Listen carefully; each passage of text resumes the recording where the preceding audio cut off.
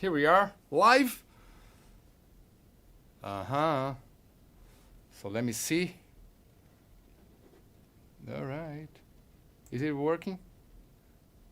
Yes. We're live. All right. Okay. Few seconds. Okay.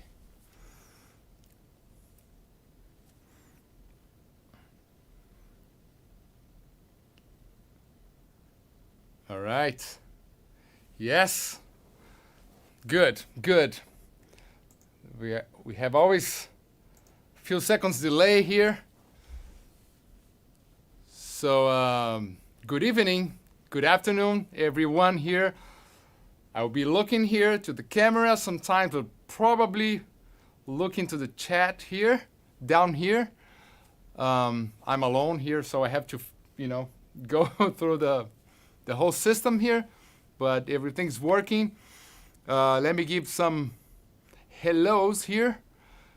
A lot of people here. So, first of all, you guys can hear me okay? Just let me check this here. I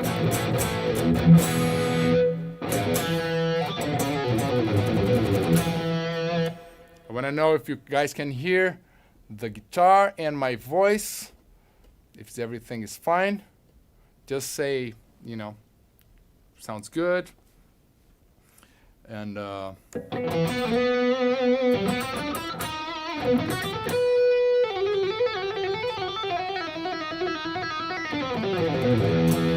okay, yes, sounds good, cool. There's always a few seconds delay, so we can hear you. Great. So now it's 10 p.m. here, 9 p.m. in Europe. I guess I'm in Europe, but I'm in Finland, 1 hour ahead. And you guys, I want to know countries and cities where you guys are from. Just have an idea, and how many years you guys have been playing guitar is always good to know, right? I'm not in a hurry here, just for you guys to know. So, stay with me. I'm gonna say hi to some names here. Now it's gonna be hard to say hello to everyone, but Beth Johnson, Mr. Will Fish, Rafael Pena, Maxi Pilsfield, Thaís, fala Thaís, David Harper, e aí?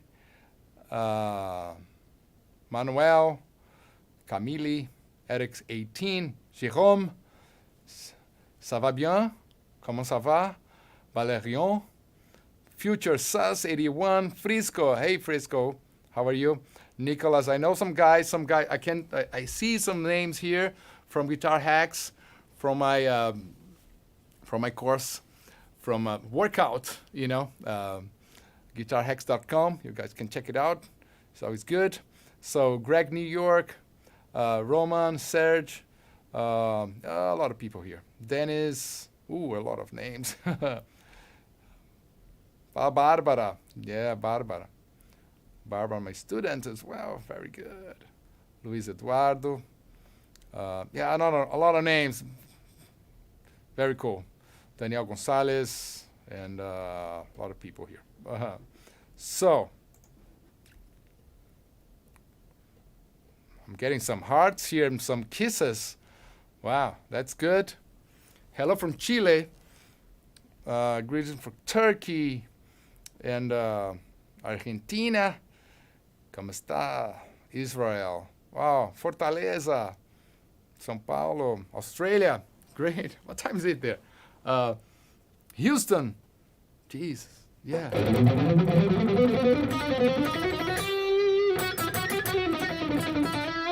Greece. Malacas.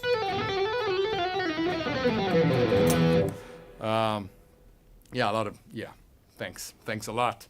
So I have my computer here so I can follow some, some things here. Yeah. So good. Ooh. Yeah, India. I would be, reading here. Colombia, India. Oh, Yeah. Finland, Vanta. Wow, neighbors. Realengo, Pasadena. Oh yeah. I mean, neighbors too, you know. Lebanon. Wow, that's great. Great, great, great. Indonesia, Ukraine. Wow, very cool. Very cool. Brazil, of course, New Zealand. All right, so Germany, from everywhere. That's great. That's great. So here we go. So let's talk about scales and modes and music. All right. So I'm waiting people to come in. 10 minutes. It's always good to give some time for everyone to jump in. The idea here is I would do 4 lives, okay? 4 lives, just for you. I love talking about music, first of all, and I did one actually yesterday in Portuguese. I love talk about music. I love teaching. I've been teaching guitar besides my touring life, besides my albums and my compositions in my time with Angra from Brazil, with Megadeth, my solo albums, and some solos here and there for other artists. And I just did a song with Derek Sherinian. It's great stuff. So other stuff sometimes here and there, but I love teaching as well. And I've been teaching. I started, my career, I would say, teaching guitar because I always like to study guitars and music. So I like, teaching is a way to relearn things or to see in a different perspective. And you always learn from the students as well. And you have to learn better things because you want to explain. So to explain, you really need to know what you're talking about, So I love teaching. So I've been teaching for a long time, my whole career, or in the beginning, private lessons, but then, guitar clinics and some events. And last few years, some online course in Portuguese. Some you have subtitles in Spanish. But then I did the Guitar Hacks workout and showing the way I believe is a efficient way to practice. We have some students here, some follow, some followers, of course, but some students here. Yeah, my journey is like Joe Satriani. Yeah, somehow, yeah. Well, I guess something like. Yeah, but I love teaching. And then so the Guitar Hacks workout. And then one of the things that people ask me a lot is how to use the modes, scales. And actually, the question is always about the modes and how to understand the modes. But actually, the question is about music because our music is based on the modes, on the scales, and then harmony. And so once you understand the modes, or once you understand music, you understand the modes, and vice versa. If you understand the modes, you understand better music. So you have a good foundation. Then you go further, and then you can explore new ways and more modern things. Because of course, when we're talking about the modes, we're talking about pretty old stuff, right? But it's everything. It's all the songs you probably listen to, and the songs that's metal, pop, jazz, flamenco, and all that. Well, then you have some variations and stuff, but the Western music, the influence from Europe. So there was always this question about the modes from the people that I have contact with, students, and every time I do a clinic or something like that. So I decided to do the course about the modes, and also I decided to do, why not like lives that is not only me jam. Sometime I do some lives on Instagram, jamming or just like chatting. But now those lives, 4 lives, is really to teach you about the modes. Of course, is a subject that you cannot learn in 4 days. Will show stuff here, so take note, you write down, you try to apply, see where I'm going, ask stuff. But, keep in mind that the modes and understanding and applying the way I will show here, it takes time. It takes many years and takes a long time. Maybe for some people it's faster, maybe for other ones, it might be a longer journey. But it's possible for everybody to understand because it's music, it's physics, it's nature. So if you understand the fundamentals, you will understand what I'm talking about. And of course, just up to you to practice, to have the ability to explore that and to put in practice, and then write your solos, your melodies, your songs using this. So I will do 4 lives. And I don't have the time to end here. As long as we are here, I can be with you guys during those 4 days. Then I need some vacation, some few days off. But I'm here willing to tell you everything that I know. But of course, I divide it in 4 days. So it's not going to be in this live that I'm going to tell everything. I divide it in 4 lives. So the first live, this one now, is going to be about more like the visualization on the neck, shapes, right? Shapes and important notes that you have to pay attention, things that you have to practice as a guitar player. Because of course, if you play a flute, it's going to be a different thing, right? But the other lessons, tomorrow, I will talk about specific things about the intervals and how to approach the studies of the intervals, like very practical in songs, showing melodies, and how you can create your own melodies and some catchy melodies, and understand how to build a melody. And of course, if you know how to build a melody, you can write a nice solo, and of course you can improvise, because it just is a matter of practicing to improvise nice melodies, just like you're thinking faster, you have more control. So then the third live will be actually about the modes and comparing them, right? More specific about the full shapes. I believe you have to have a good foundation before going to the end, which is like comparing the modes and really getting to the moods and the synesthesia of the modes. And the fourth live, my idea is to recap the whole thing and give more comparisons of the modes and more examples. And that's, the idea of those lives. So if it's too much out of the context, or if you ask me if you're gonna play somewhere, what pedal I'm using or something like that, I would tend not to answer those questions, because I will try to focus on the specific topic here, the modes and scales, and of course the technique, alternate picking, sweep picking, legatos, all those techniques related to play well the modes. Of course, we will talk about this, and that's what we talk about tonight for me here. And I hope you guys enjoy here, and then, that's the idea. Those lives, remember, I will leave this for 24 hours. So we'll be here, you guys are here watching it. Then it will be available for 24 hours until tomorrow. And then this one is going to be off, and then the next one, and so on, right? And those lives will be there for the students that follows me on my courses. All right, so that's the idea here, and I'm ready to answer the questions.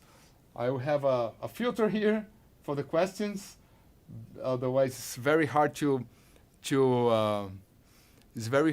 follow, like all those comments and the hearts. I love the hearts, so there's never a problem to send hearts, and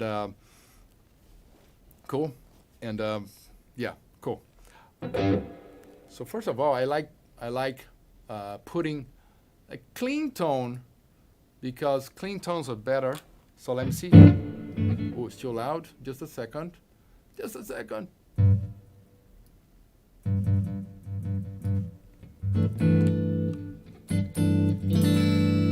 It's kind of distorting a little bit. Just a second, guys. I feel like maybe it's too much.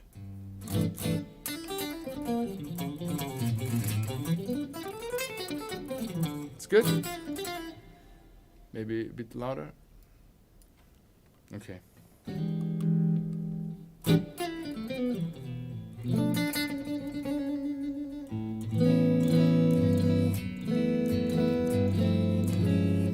So all the questions about modes in a specific song, that I'll probably do this in the third live, okay, and second live tomorrow as well.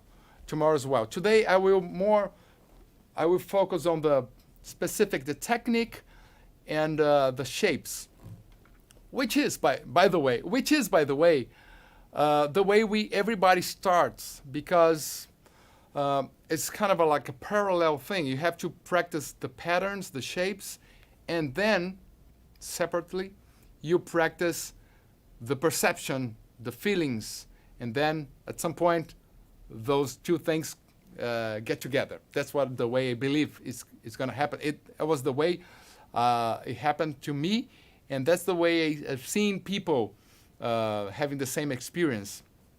Okay. First of all, am I talking too much? All right.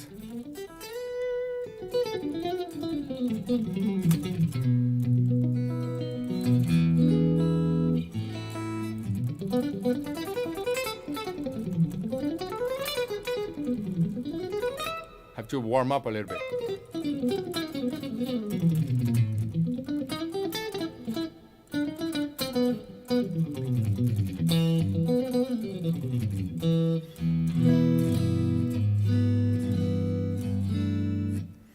So I will start asking you guys, do you know, so the modes, so let's start with the major scale, right? So major scale, so like the C, D, E, F, G, right? A, B.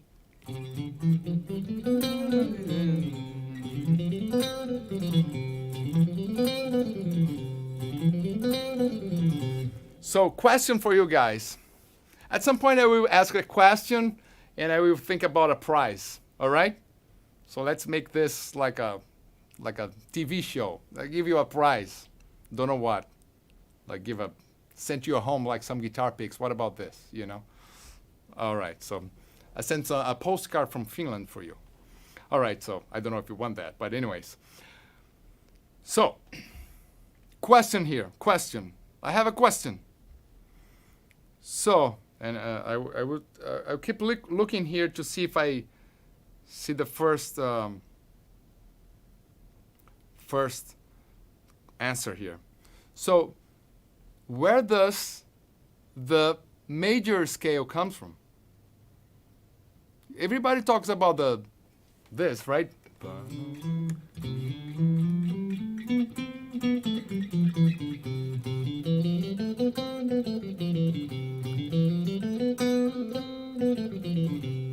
So, do you guys know?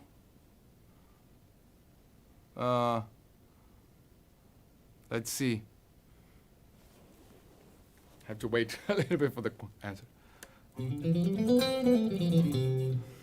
Ionian, yeah. See? So yeah, but it comes like somebody just came and said like, you know what? I like this sound, and I will start playing this. All right? The physical, yeah, Ionian, yeah, do, re, mi, fa, sol, la, si, comes from the Ionian mode. Yeah, it's the Ionian mode, yeah. I'm not asking the name, I'm asking if you guys know. I'm trying, Harmonic series, yes. Like, yeah. All right, AC Johnny, Harmonic series, other guy said. Okay, so, I'm sorry if I'm not playing much, but then we have time. I can play more later. But this is very important. And this is the fundamental things of music, and I'm a believer of knowing the fundamentals of music or fundamentals of anything. If you want to be really good at something, you have to know the fundamentals. So you're like the core things, you know, like it's just like inside you. You don't think. So, Pythagoras, yes, that's very good. Yeah. So, let me put the overdrive again. And the guitar is very simple to see, and the piano is very simple to see as well, but I'll show you in the guitar. So what is music? I promise it's not gonna take more than 10 minutes to explain what is music in the harmonic series that some guy said here, which is the most important thing that you have to get from this live is this that I'm gonna talk now. If you understand and start playing whatever you play, thinking about this, what I'm gonna say now, you're good. You can turn off and just go, go to bed or go to sleep. I don't know what time is it. Go do something else, Go watch Netflix or something. But you have to understand and apply, because if you just listen is one thing. If you listen and understand, that's good, but then you have to apply. But here you go. Harmonic series. So what is music? So I have a frequency, right? So when you pluck a string, or you hit a string, or you blow a tube like a flute, or you hammer a string like a piano, you hit, you get a note, a frequency, and then the main thing is like this frequency is not one frequency, is a multitude of frequencies, right? This is very important. So which is the overtones, which is the harmonic series. So there's several harmonics that fundamental note produces. But you're gonna stay with the first ones because they are the important ones, and they will shape all the scales. They will shape the way we feel the notes. They will shape when it's dissonant and when it's consonant, when it creates tension, when it creates comfort. So this is very important because that's the feeling you have when you play something. And the difference of a great player and let's say, I don't know, like a student or like a mediocre player, it's like you can really connect people with the music. It can be pop music, it can be jazz, classical, and it resonates because it has this musician has the control for when it's when the beauty, the feelings, right? So that's what I don't like when having the phone ringing. So when you play a note, when you play string, the string is easy to see. You have a string here, and then you have a fundamental note, and then you have the middle of the string, with no wonder you have like this 2 dots here, or any design people put in the guitar. In the acoustic guitars goes here. So that's the half of the string, and then you can get the first harmonic with the octave of the fundamental note. So I have an E, and the E is the fundamental note, and then you have the octave, which is the first harmonic. So if I divide the string in half, if I divide the string here in 2 parts, so then I have this, the same, and the same here, right, in 3 parts. So every fundamental note generates another harmonic, which is this one.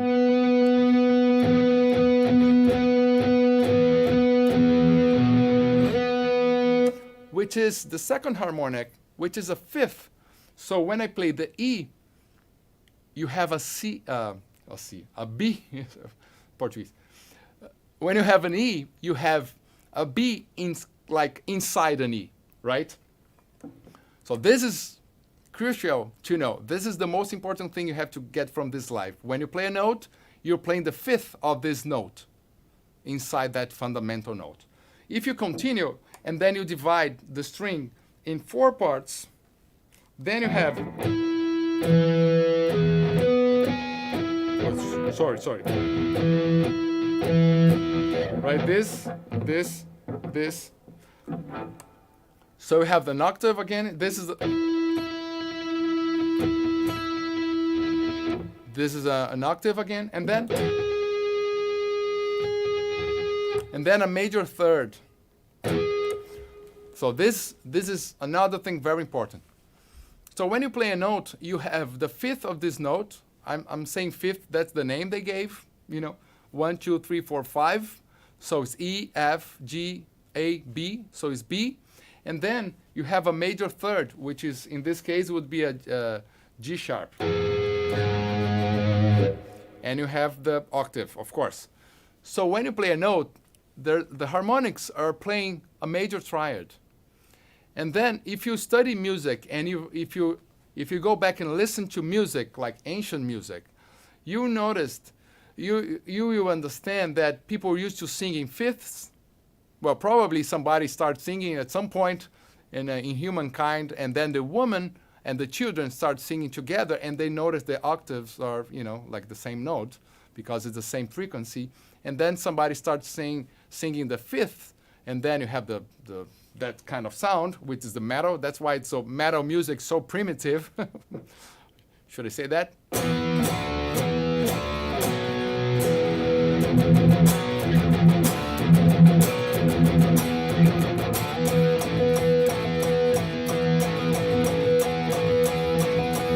Right, so metal music is very primitive because we're using like basically a note and a reinforcement of that note, which is the fifth.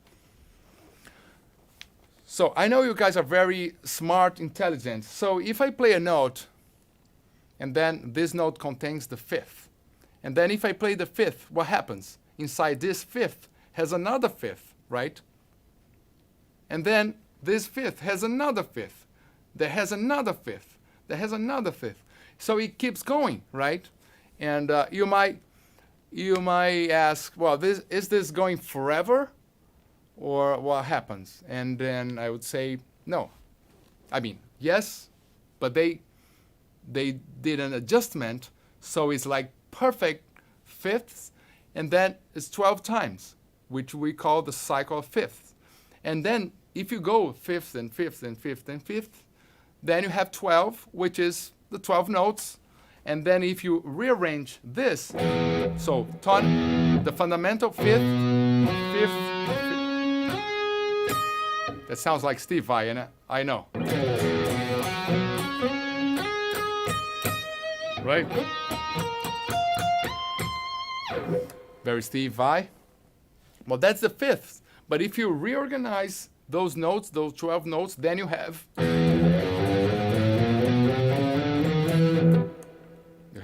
music. I mean, the music that we know. Cool? The cycle of fifths. I'm just going to read a little bit. Okay. So everybody talks about the cycle of fifths. Great. But why is so important? Why every theory class kind of starts with this cycle of fifths, and then they go to the flats and the sharps, which is good, of course, to know that. But being practical, what does that mean? Means that every time you play the tonic or you play the fifth, it sounds home. It's like the fundamental notes to everything you play. Every time you play a scale, every time you play a phrase, every time you ask a singer you sing something, those notes will be like the place, the anchor. You'll be the place you go. So if you get any book, any melody, I mean any pep, I would have like a Beatles book here. So if you get, I can show you later if you guys want, or like a real book or something. If you get any melody, you see, at least like those famous melodies, they're always going back to the fifth or to the tonic, and of course the third, which is the harmonic, an overtone as well, a little bit more distant but it's there, the triad. And our music is based on the triad, right? So this is very important to create melodies, to create harmonic. The harmonic steps, like jumps for progressions, always is based on fifths and fourths, which is the contrary of the fifth, right? Because when you have E to B is a fifth, but the B to E back is a fourth. So music and harmony will be always going through jumping in fifths, not always, but a lot, and fifths and fourths, and of course thirds as well. And even modern music start experimenting on shifting keys and tonalities in thirds. And if you go up in the cycle of fifths, it gets happier. If you go down the cycle of fifth, would be the cycle of fourth. It's sad and smaller. So if you start understanding this, it's all based on the overtone series and the harmonic series. So that's why it's very important to get you understand that and then relate to that when you play. And that's what we're gonna do now, because I'm saying this because I want you to practice the shapes of the mode, having in mind the harmonic series. Does it make sense? Just let me know.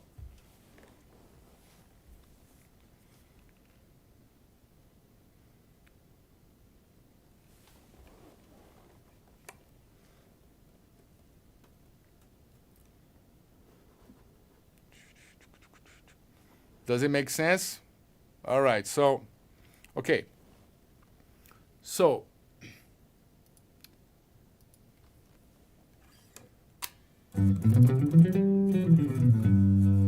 all right. So here we go. So let's get the C major, right? So the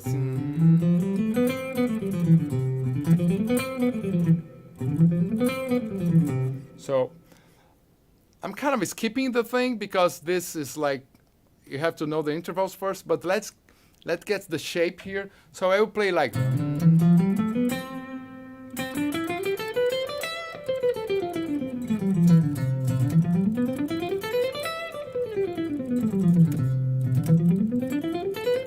so when you play the shape here, the C major, right? So if you play here 1 2 4 1 2 4 1 2 4,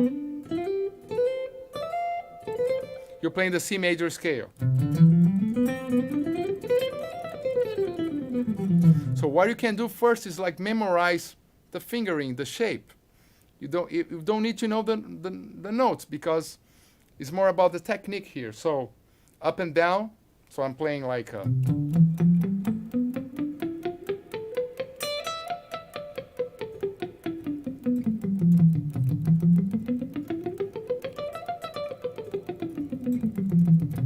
so I'm just like down, up, down, up, down, up, down, up, down, up, down, up, down, up, down, up, down.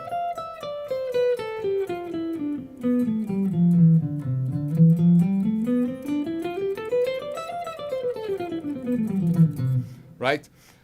And now, of course, you can play with the legato. It's always good.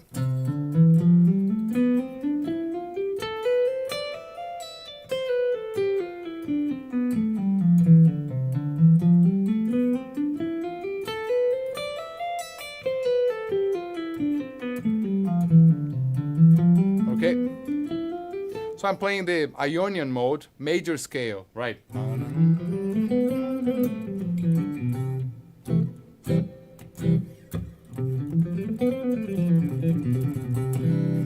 All right, so, but what is important here? So now you get the shape. Another way you have to practice. So here is basically open. I'm playing pretty hard.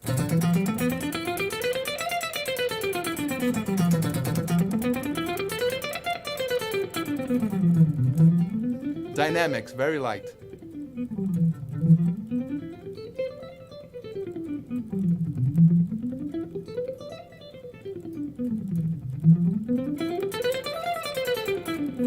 So practice the control.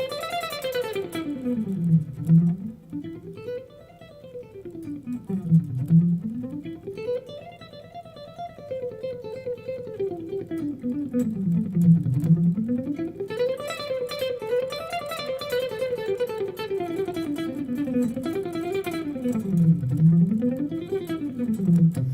okay, so playing alternate picking, very hard, and then very soft, without changing the tempo.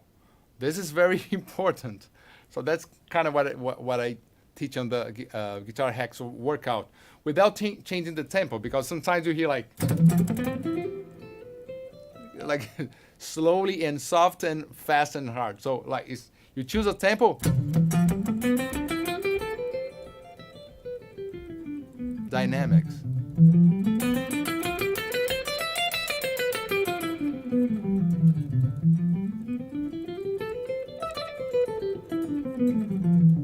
Right? So dynamics and alternate picking here. Open and muted.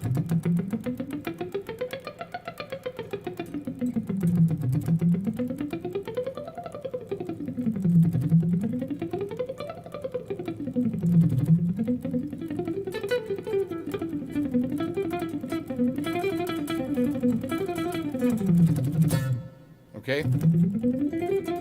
So, open, muted, alternate picking, soft, like playing with the dynamics. Another way to practice the up and down here, the scale, and I'm playing only one shape now, right? So, of course, this, you have to go through all the shapes. We will do that. So, another thing is very good is doing other kinds of rhythms. Let's say, ta, ta, ta, ta, ta, ta, ta. So I have this. Ta, ta, ta, ta, ta, ta, ta, ta, ta, ta, ta,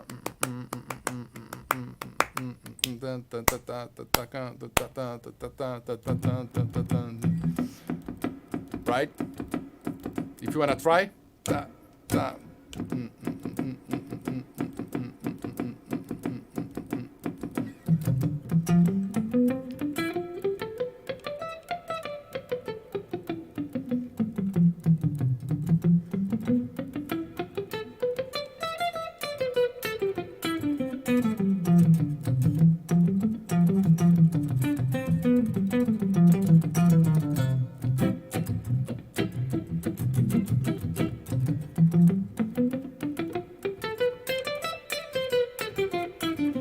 cool. Good, good. Now the harmonic series, I mean the triad, so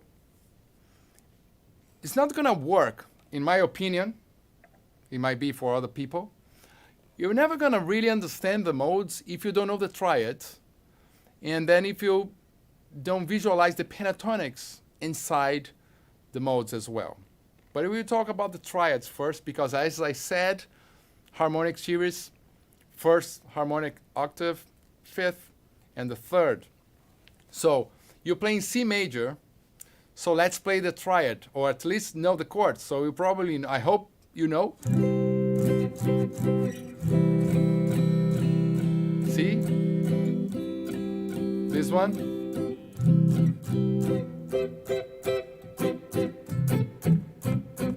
Okay. So here,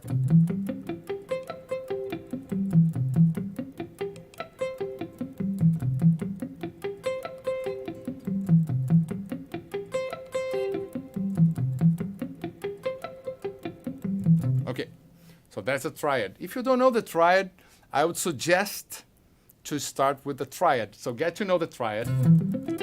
Remember, harmonic series, why is that? Because when you play the scale, you have to know, so you're playing the C major scale. So you need to know where is the C. So you cannot just play the scale and without knowing, okay, I need to stop on the tonic, right? So C. So I have the shape like this is the octave. So that's the first shapes you should memorize. Or here. So C, C, right? Okay, the triad. This is the third. So we have like this, look. That's octaves. So like this is a shape you have to memorize. E, E, E. Or C, C, C.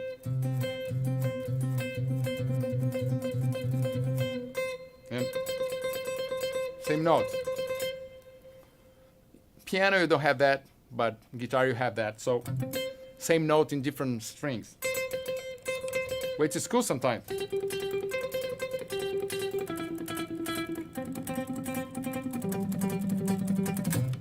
Yeah. It's an exercise.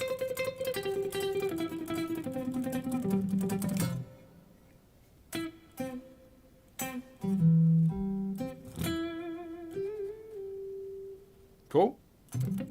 So now you practice the first shape of the modes, Ionian, the first shape, playing and stopping on the first triad, C major. No, sir.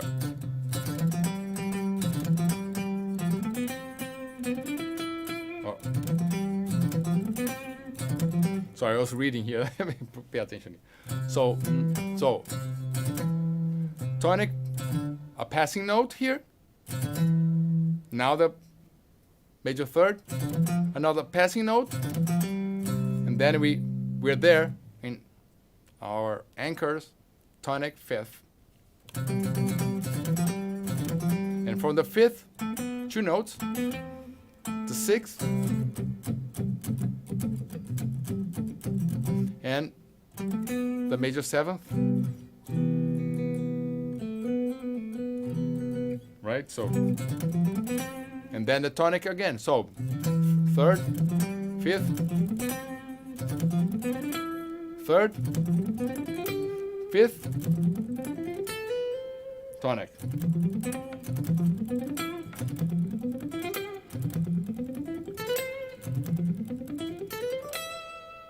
Third. You see the C here? Stopping only on the third.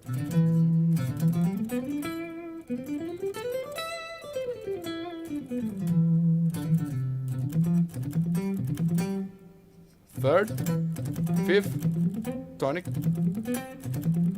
third, fifth, tonic, third, fifth, tonic. Cool? This is very important because if you're playing, let's say, check this out. When you play the C major, you have also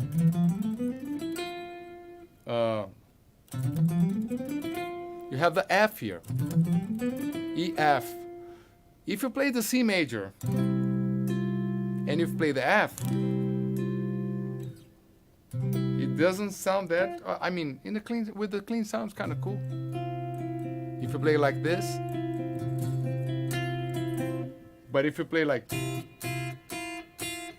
you have this half step which creates some kind of a tension. So if somebody's playing like a C major,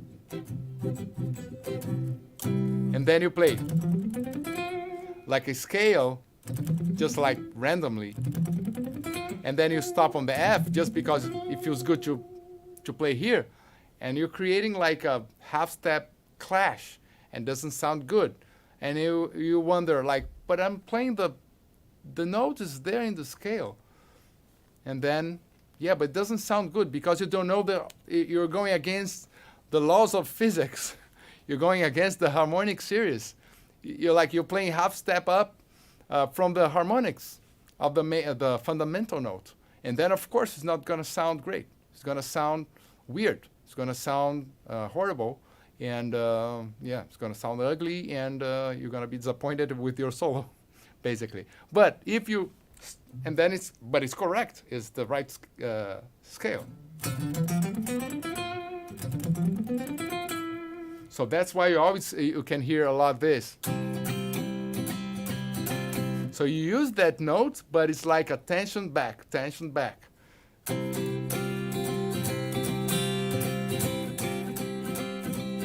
right?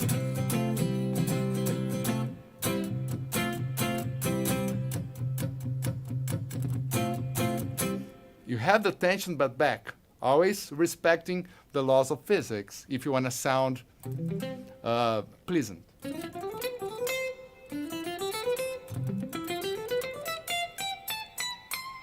Cool. They call this a void note, actually. There's a name, specific name for that. A void note. Don't play that note, please. And mainly if you're doing arrangements and have like a lot of people playing, horns and orchestra, and then somebody play that note, like some harmonic clashes there. Cool. Let me read the comments here a little bit. Okay. All right. Then you have a bad solo you don't like. Yeah, says Steve. Yeah, exactly. That's start me up. Yeah. All right. Cool. So that's the way you should practice the most. So let me follow here the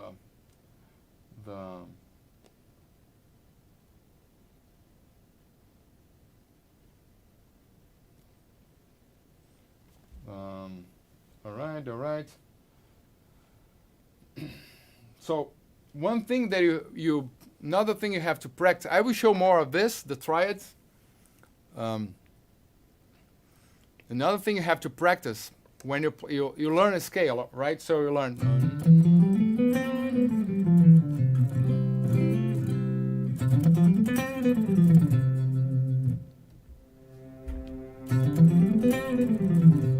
So let me play here.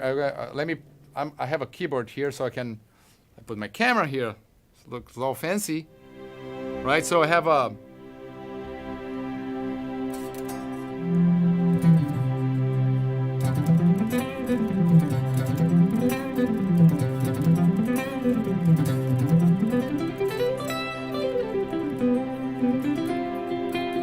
It's weird. Now it's nice.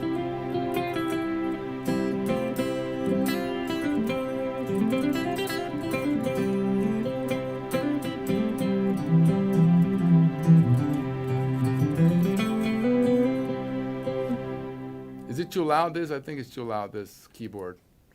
A little bit down here. Let's see.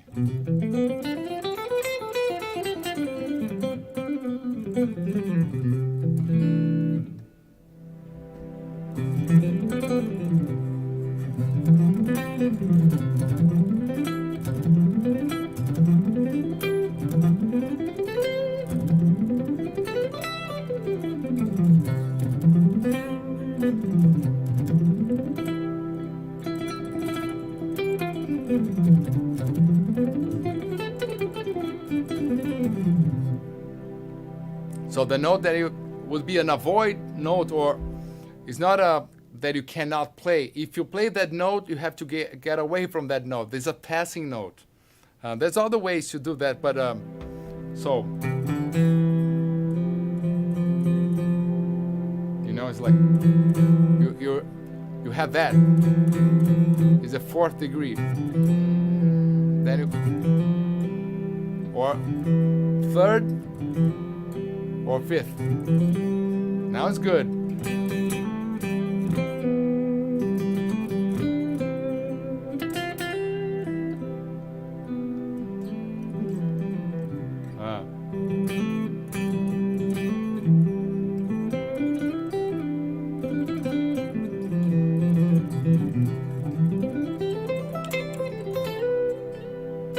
If you play another one that clashes, you see?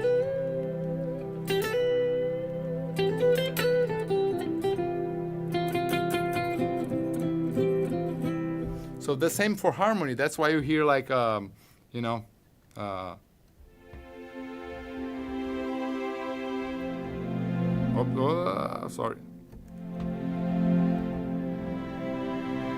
Those kind of sounds. Very common. The suspension and resolution, because you're using this.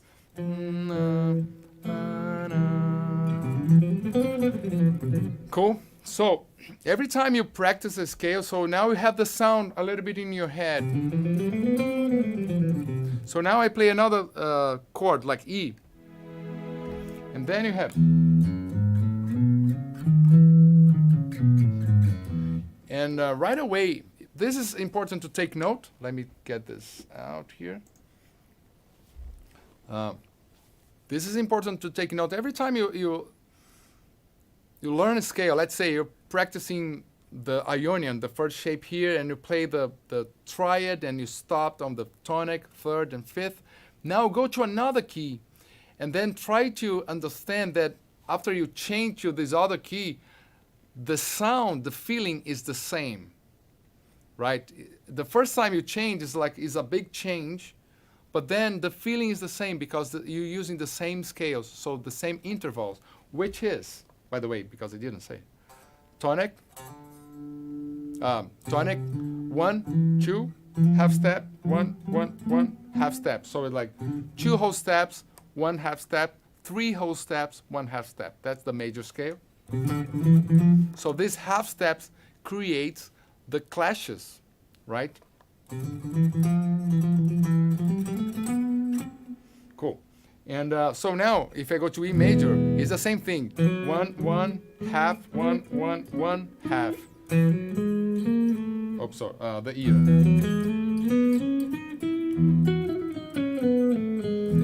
You have always this sound, like sounds very familiar and nice and, you know.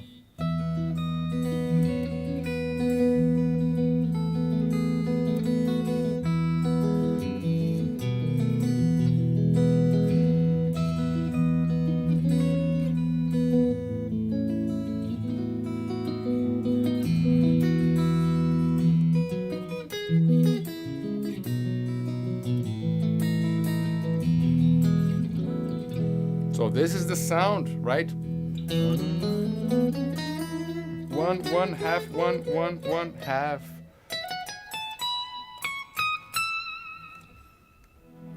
But now we choose another key.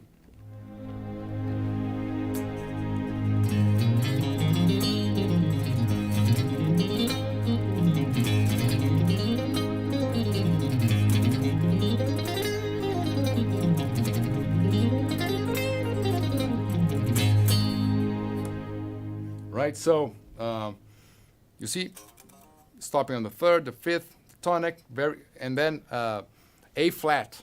So any key at the first time is like sounds weird because of the move, the transposition, but then it feels home again because it feels like the scale that you know, you're familiar with. It's like, and then.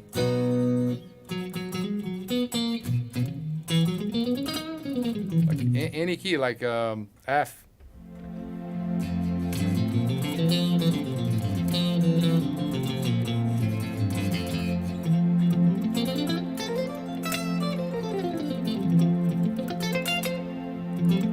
Fifth, tonic, third, fifth, tonic, third.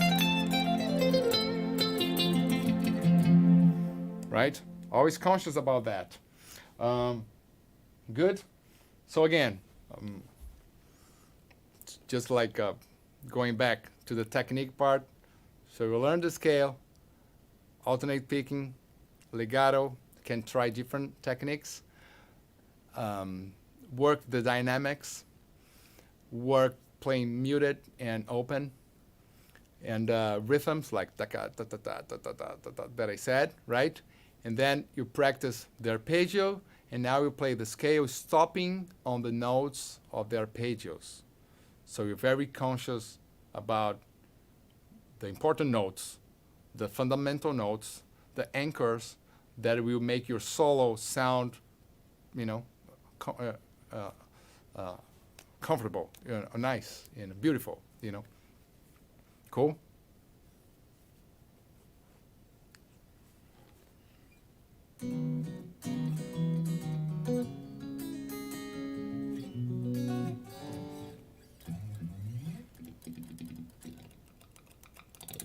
Okay, so I'm just,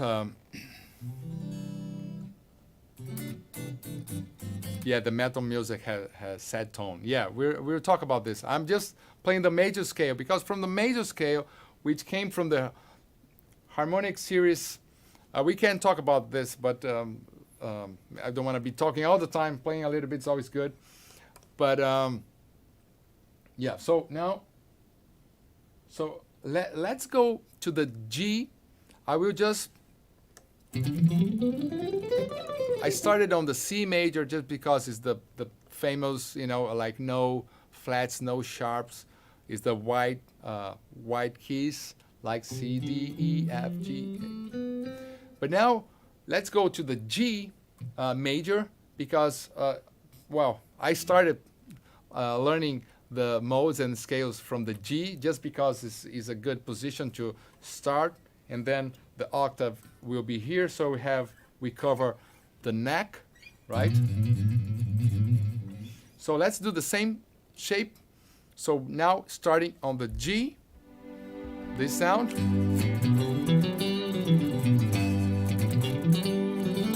Third, fifth.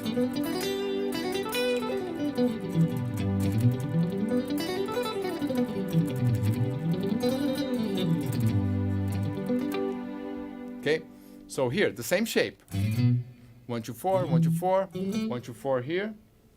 All right, the same. And now 1, 3, 4. Some people play 1, 2, 3. Depends. It's always good to show the way I hold the. It's hard to play like this. When I play the scale where, you know, I'm not here, I'm not, you know.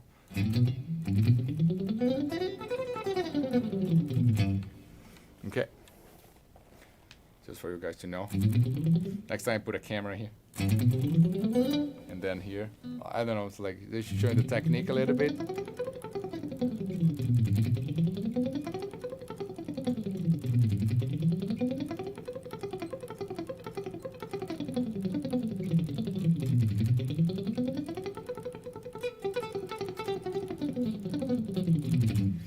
Okay, so now in G, right, which is the fifth of the C, right? C, D, E, F, G, fifth.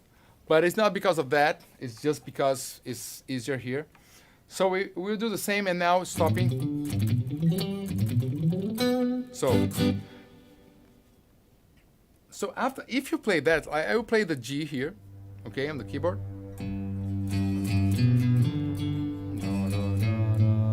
This is the second. It creates tension, right?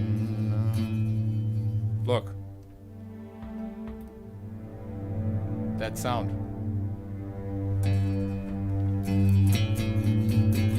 Third sounds nicer.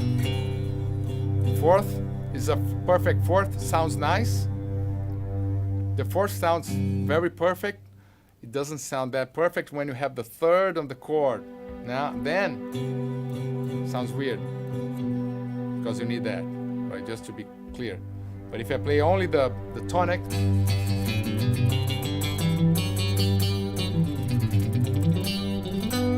so now let's go. We'll do the same notes, but I will start from the A. Okay? I will do the same notes starting from the A. G, A, B, C, D, E, F sharp. Now the F sharp because we are in G major, and G. So now. G, A, B, C, D, E, F. So now I'm playing the second shape because the first one I was getting this area. The second one starting on the 5th fret, okay? But I'm playing the same notes. I didn't change the mode. It's the same mode. It's the same mode. I'm playing Ionian, but I'm playing here now. That's what people get confused. So let me know if you're confused now. I'm playing the same notes.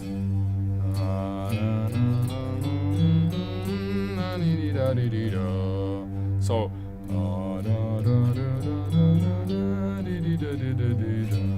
the difference is just I'm playing in a different region of.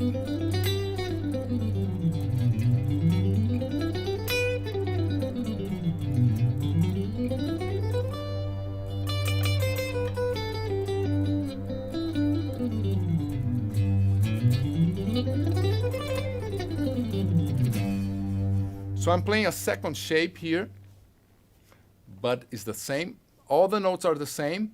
And now what I was doing, I was stopping on the G tonic, B, which is the third, and D, which is the fifth of the G, because I'm playing G major. So, but I'm using the second shape here that you will see in the books, which is the Dorian, which is correct, because, but I will talk about this later. It's correct because it's Dorian if you consider the second note as the tonic. But now we are considering the G as the tonic. So it doesn't matter where you are, the G is always the tonic. So you have to know that, because if you want to play here and you want to play G as a tonic, you need to know where is the G in this position, and this position is here. So that's a G. You might know this chord. If you don't know this chord, you know this one. You know this one? So then you just go D, D sharp, E, F, F sharp, G. Here. So tell me, arpeggios here. Third, fifth, tonic, fifth, third, fifth, tonic, third. Oh, the notes of the G. So now we're playing.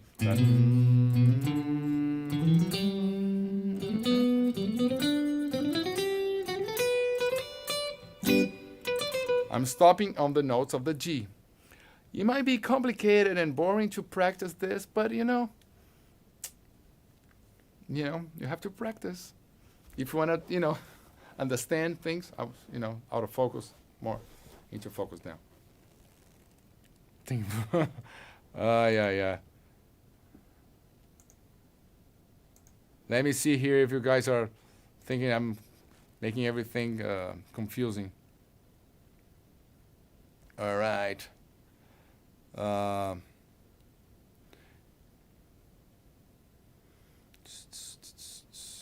How does one write something like the intro of this famous song with Kiko, my teacher?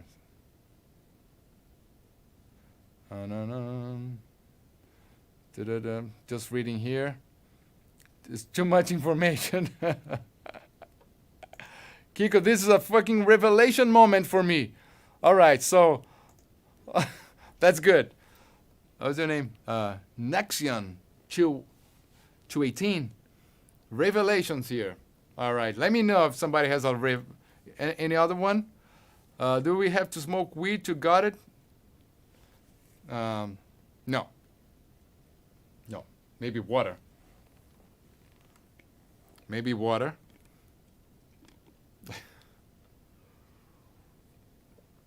Probably if you smoke weed, probably not gonna understand it. It's gonna be very confusing. But basically, you're playing the same notes all the time. But you have a grid here. It's a grid, 24, and then 6 strings. Some people like to use 8 strings sometimes, or 7. So you have to understand how to use the grid. And this is one way. But it's not complicated.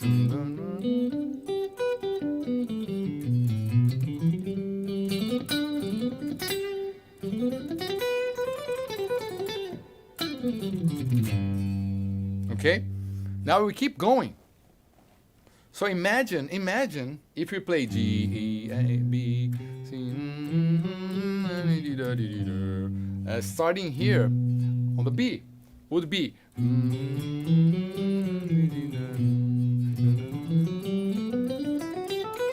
right? Starting here, the same shape.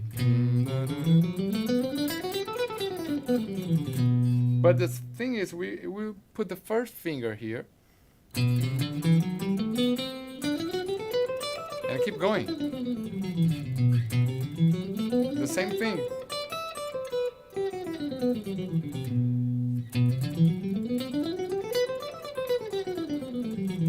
So that's the third shape, but it's always, if you have the note as a reference being G,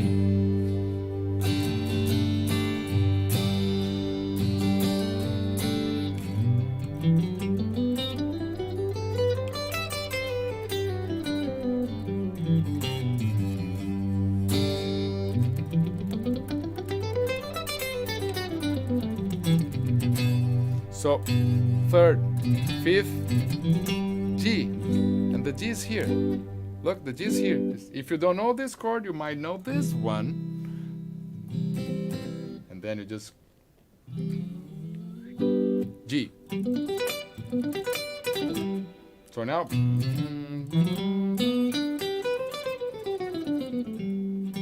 now, I'm playing that third shape, observing tonic, third, fifth, tonic, third, fifth, tonic, fifth, third. So it's very important to know the arpeggios, because now, if you're playing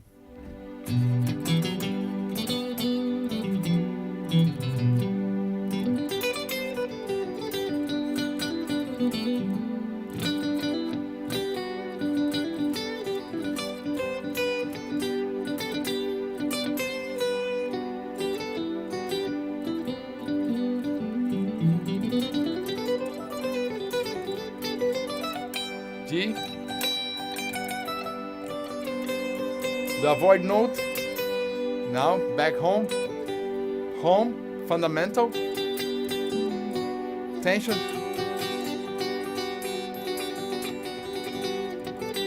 fifth, feels very, home because it's almost the tonic.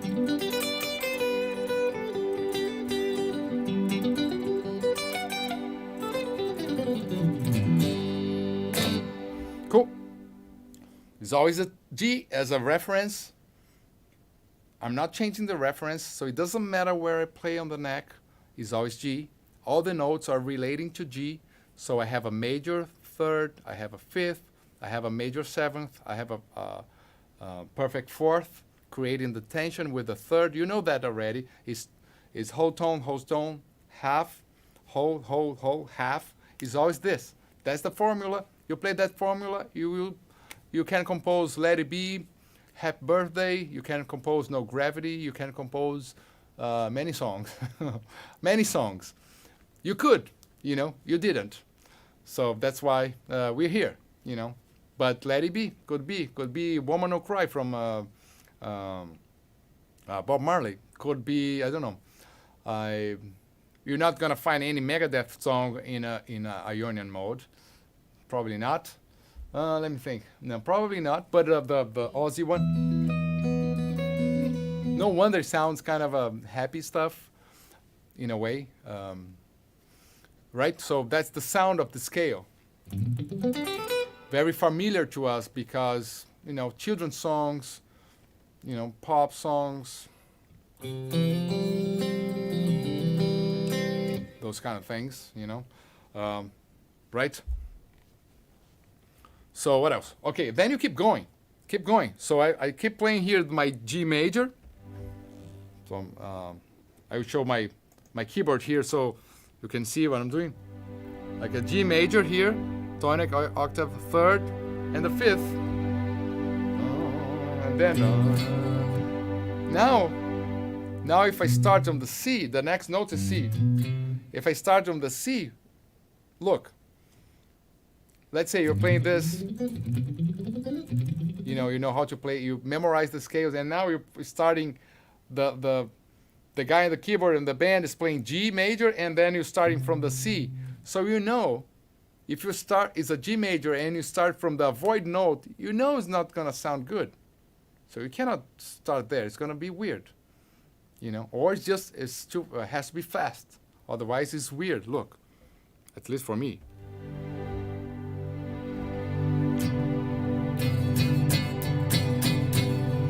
Nice. This would be better. Not.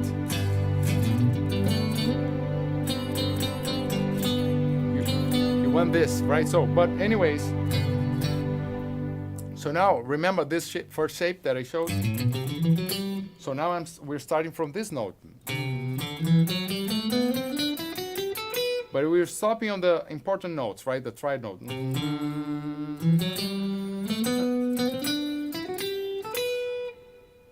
The tonic, the third, and the fifth of the G. You're gonna. I'm repeating this. People say that it's a good way to teach is like to repeat stuff, So okay. So here, D, The G is here. Third, fifth, tonic, third, fifth, oh.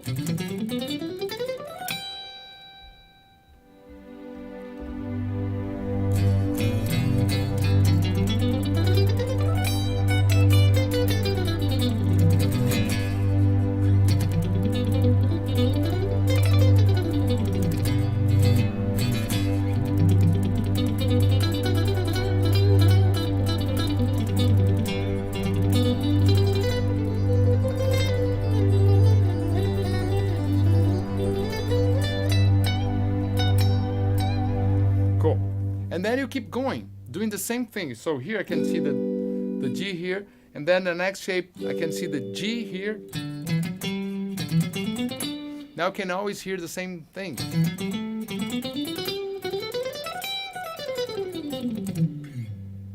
Cool.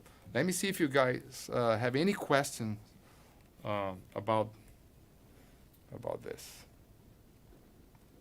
Back to the no keyboard. All right.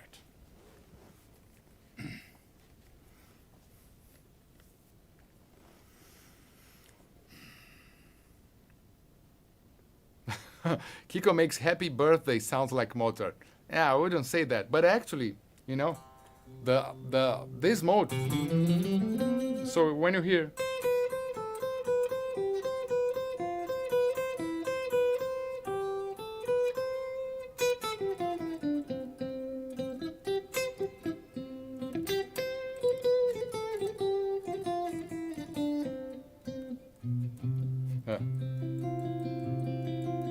can play Satriani as well, right?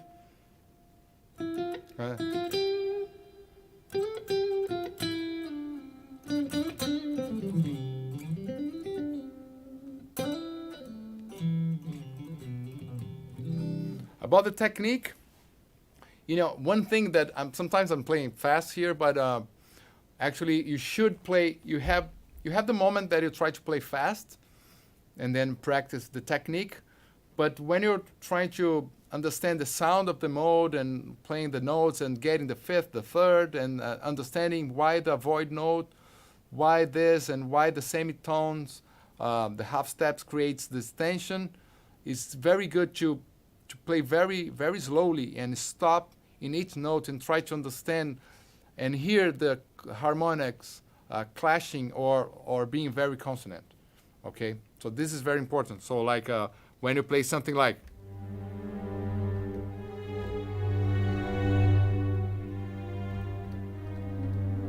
you know, when it sounds weird or when it sounds perfect, kind of, or if it sounds like, you know, the feelings you get from that. All right, so all good. Let me know some insights or something that you guys, if is this new for you guys, or if this is kind of basic. If I'm saying something, you know, we can go deep, like into the depths of the of this, like some Sibelius symphony. But it's not the case now, because you have to know the fundamental stuff. Otherwise you don't learn. That's my experience. It's like simple stuff you understand and you practice, because this is not easy to play all the shapes stopping in G, B, and D, like, and being fluent. It's not easy. It takes a while. It will take a while. So let me know. Oh yeah, how to connect positions. I will talk. It's in my list here. Let me show you. Keep going. How to connect positions. Great. Very simple. Simple to answer. Not easy to to play. But okay. So I think you guys understood. I didn't finish here, but you know, next. So next shape starting on the D would be like. So right? here, and then starting from the E, then here you have the G here, then here you have the G here. If you don't know this chord, you know this one, so you just play it. You see? You can. Third, it's here, right? The G.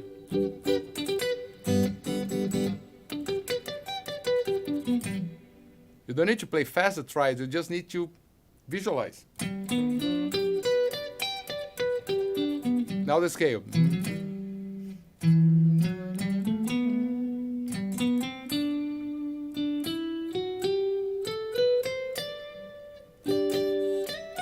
Okay, so I covered that, like the G here, the G here, the G here, the G here, the G here, and then the C, the caged system. And I see some people, I saw some videos of like people, YouTube say, oh, I don't use this, and it's like, come on. Actually, you learn many ways. I believe like the caged system or any other ways, or just like finding yourself, the notes, whatever, like one more shapes and patterns, and one more like the perceptions, then you find in the notes, and then this you will combine that somehow. So it's good to approach in different ways, you know. And my course, you know, I approach the different ways, because you never know who's watching, the way it's gonna click and you're gonna understand, and then everything helps, you know, helps for you to be able to play freely around the neck. I was about to say something, I forgot, but anyways. So yeah, the caged system. Connecting the modes. Like, so here we go. So let's talk about connecting the modes. So you play the shapes, right? So let me go through the shapes once for you to see. I can put some distortion. Some people say, play with distortion. Okay, so that's. So we can play here. These I have like a tuner in the keyboard.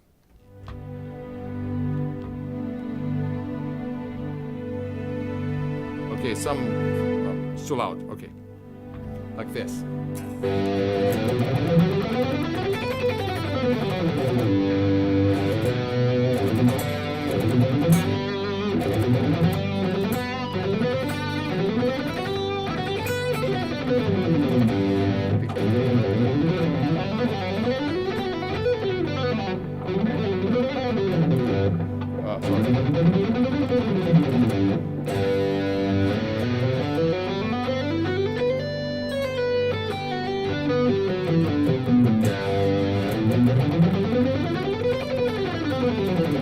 Second shape, right? Well, now stopping here.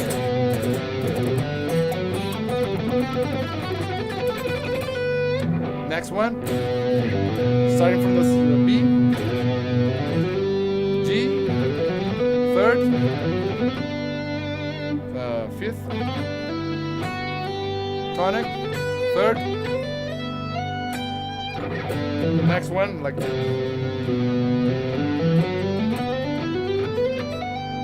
next one.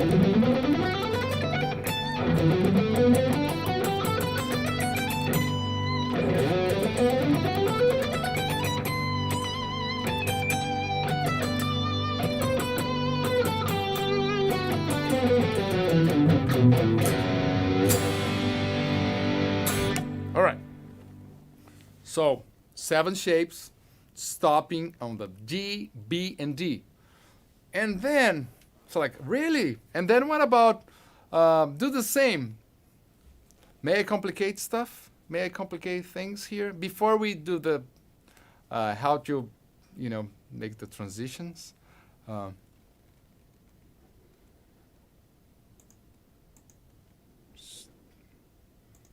So, right, so, look this. If you go to an exercise for next level, an exercise for the next level. If this is easy for you, all the shapes stopping in the triad of the tonic of the first the major scale. You know, G, all the 7 shapes, stopping on the G major. Then you go and do the cycle of fifths, and then you go. Now you start again here, and then you do. You start in this region here, and then you do D major. So D major.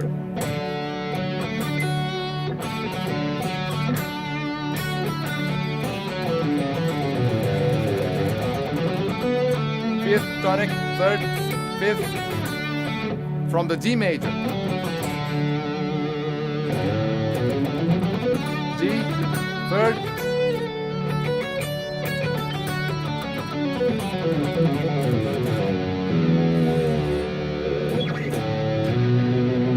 Now, D major here.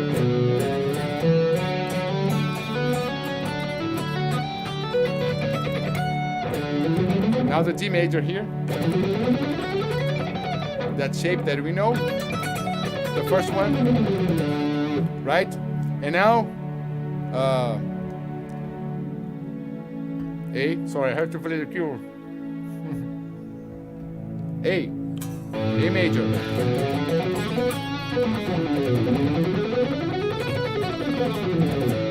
Now E major. Oh, sorry. Play the pedal here.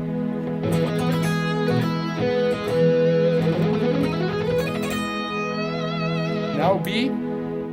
I'm in fifths.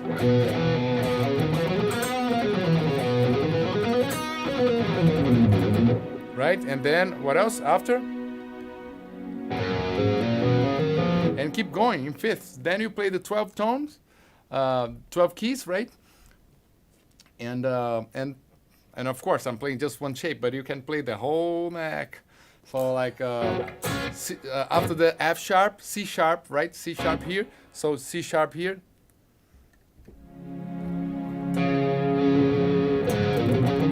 And then tonic, third, fifth, tonic, third, fifth.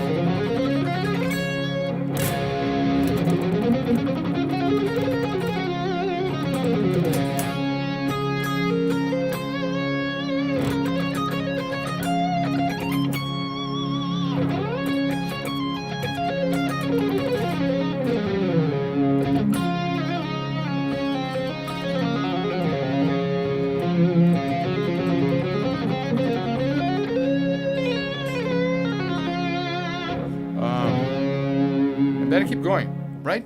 Cool. Right, good. So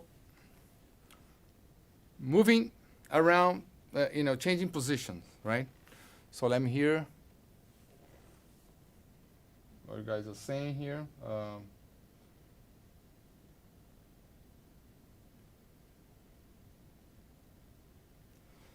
Questions about the Phrygian dominant. So yeah, we can talk about the Phrygian dominant, but after you know the major scale. And the Phrygian dominant is it comes. We can talk, but I will show this later, because if you don't know, well, hopefully you know how to play what I'm playing, because otherwise you get confused. Because if you know this, it's very easy to play the Phrygian dominant, very easy. Because you know, right? The dominant is a 7, it goes down. Instead of. But and then the Phrygian dominant has a -6. And then it's a flat 9th. Right? So once you know the notes of the major scale really well, it's easier to move around. So if you know like the arpeggio, and you know the Phrygian is like half step from the tonic, so you know where's the tonic, where the tonic is, then it's easier. But I don't want to go here because it's a different thing. But that's the idea. I'm not thinking on any shape. I'm very conscious of the note and the interval against the chord that I want. Because if I want to give this Phrygian, major Phrygian, right, vibe, which there's Uli John Roth kind of vibe.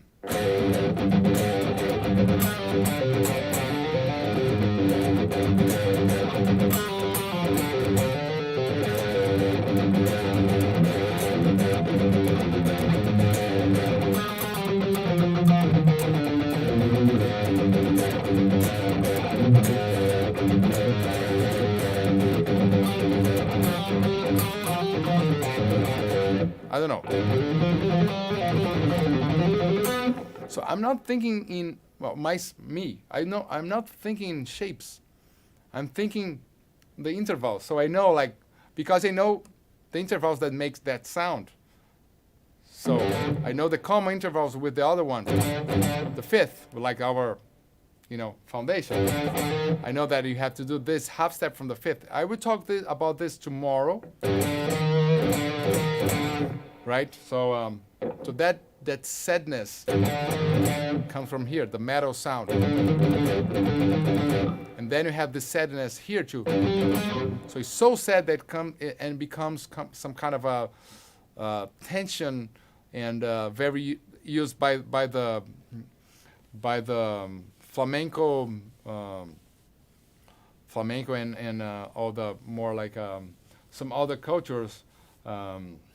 Arabian or I don't know, like other cultures that have this 1.5 step. That's another conversation because this is not in the Greek, in the church modes. Actually, it was not you couldn't play that. And that's, you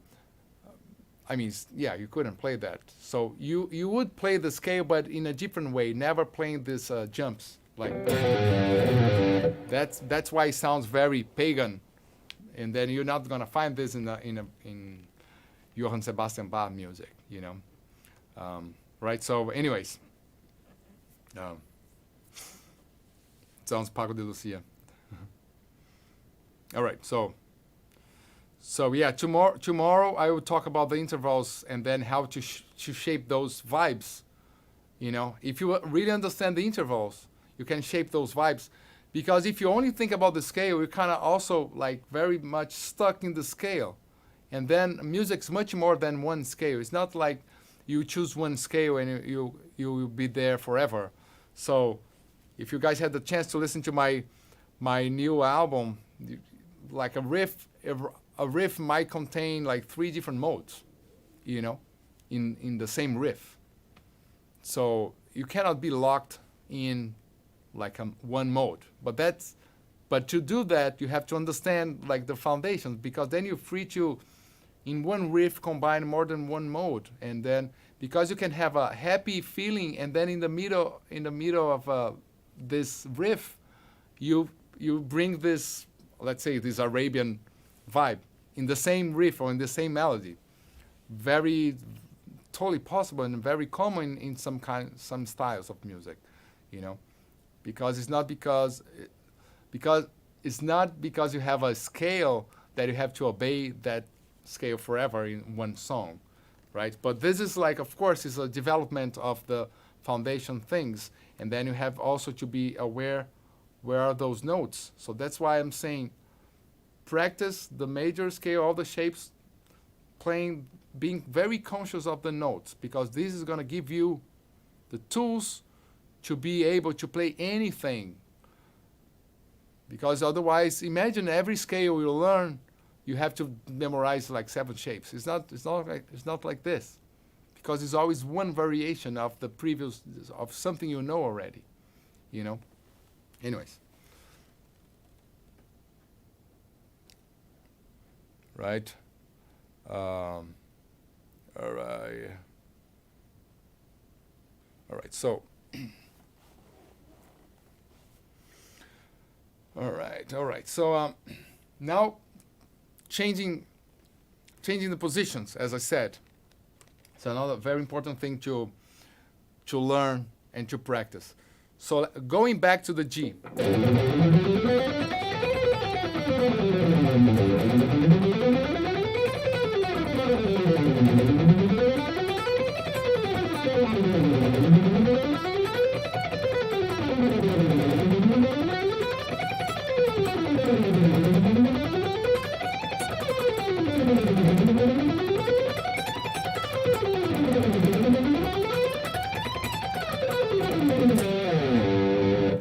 Okay.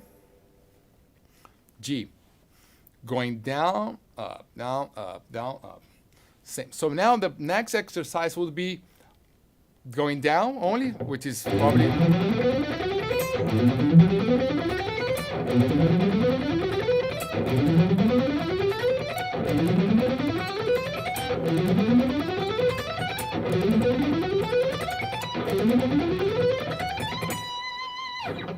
All right. Going down, like from the G from the sixth string to the first one. Now, going down.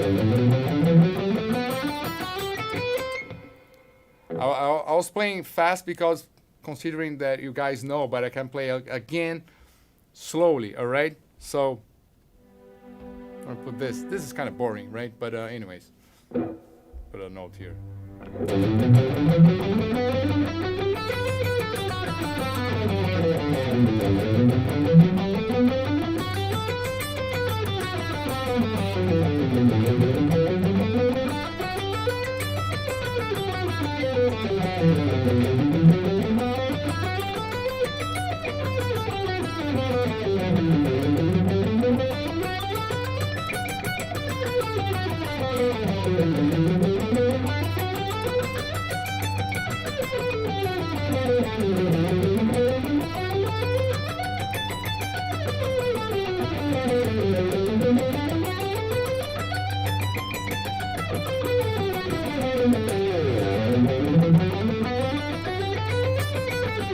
So now we go down and come back from the next shape.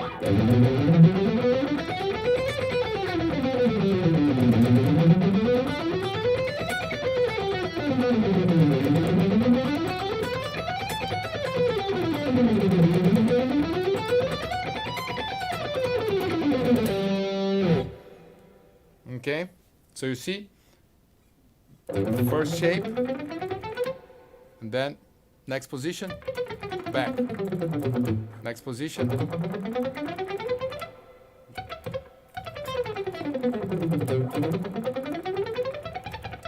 okay, so down, next position, up, next position, down, next position, up, and then go like this. It's a very good exercise. Next one, starting from the first string, because of course we always kind of tend to practice starting from the sixth string, so it would be good to start.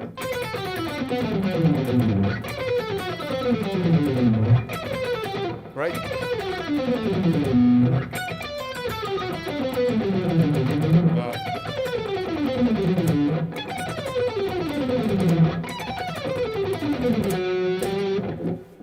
Play again.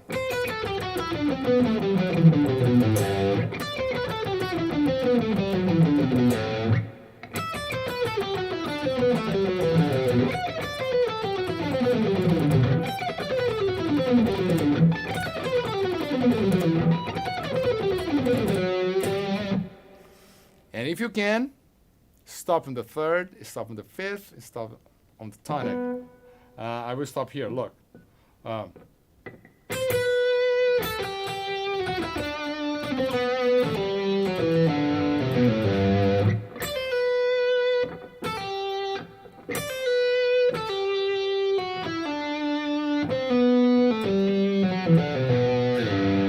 And then keep going. Tonic, fifth, third, tonic, fifth, third, tonic.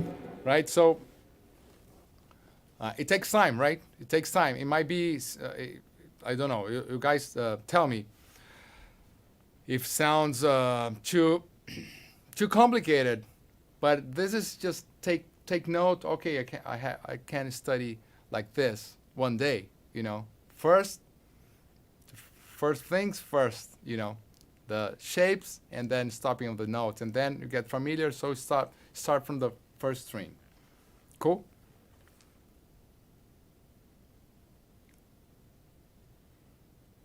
I do the Paul Gilbert shapes a lot. 3 notes per string. Yeah. That's cool. So Megadeth cover band. Good.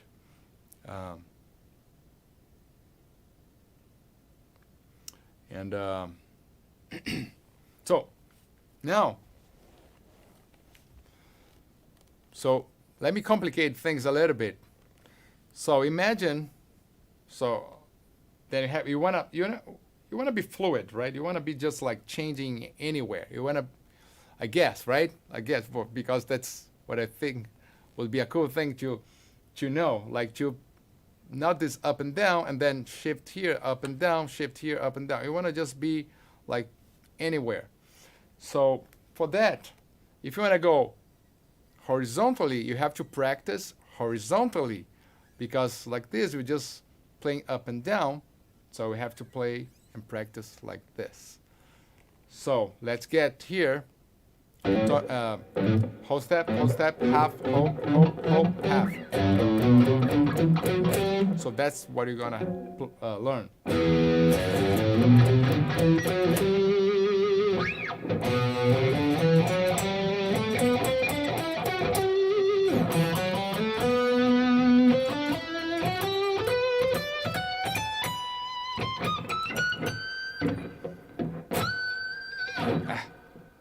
Right, so I have a B, C, D, so A, B, C, D. So you have to practice per string. So D, clean again, just for change. Look, you can get a pattern like mouse and stuff. So.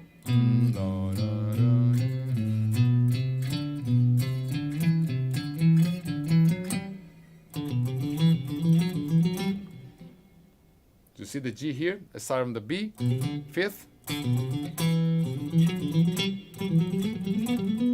third, fifth, tonic.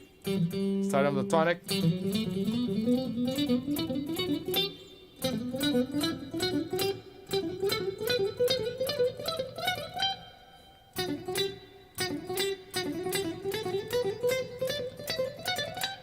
Right?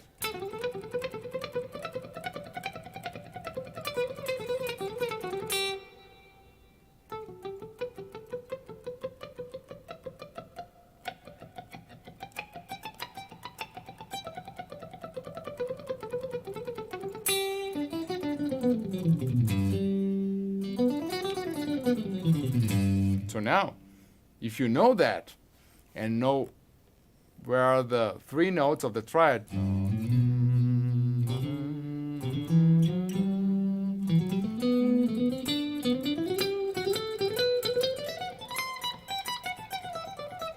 so any place you want.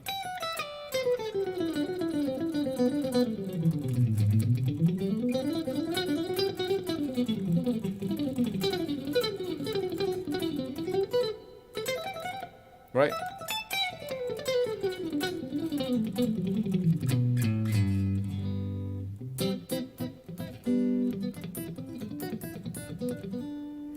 Okay, so once you practice like this and you practice like this, and then of course you start mixing this in a just improvising, you know, like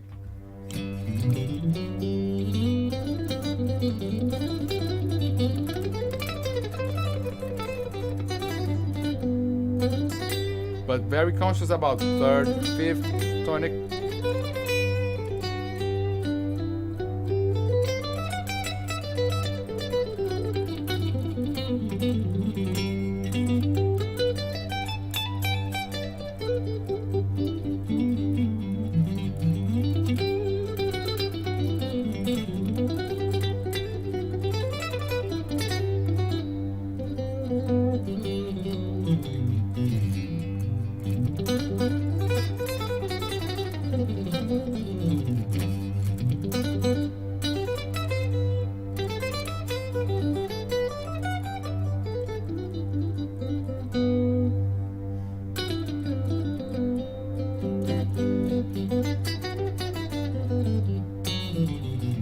Remember that.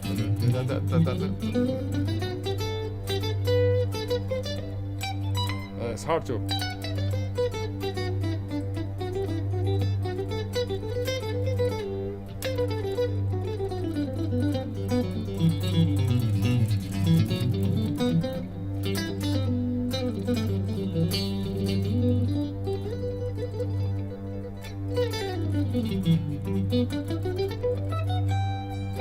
And then if you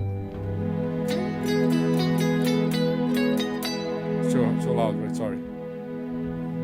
E.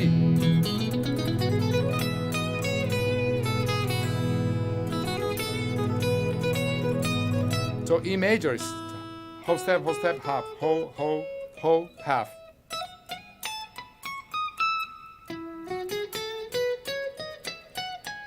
Right?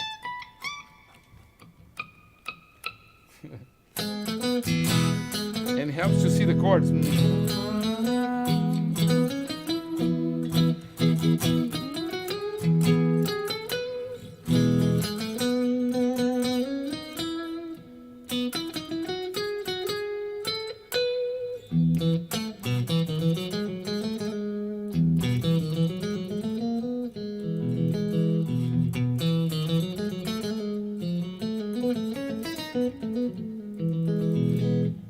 Brazilian anthem has the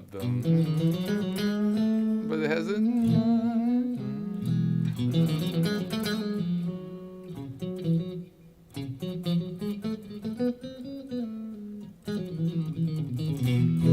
then if you change another key like C sharp, it shouldn't be a problem. C sharp, whole, half, whole, half. Sorry. Oh no, C sharp, sorry.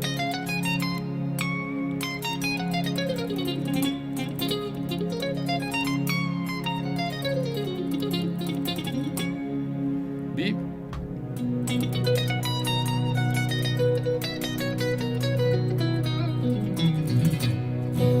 Cool. So that's the way you have to practice. And I give you, before I answer some stuff, I will connect here stuff.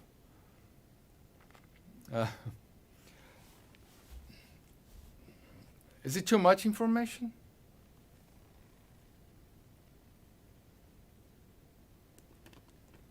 Is it too much?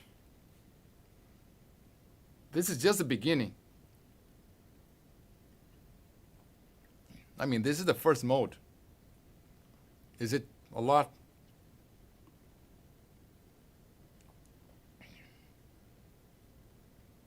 Oh yeah, good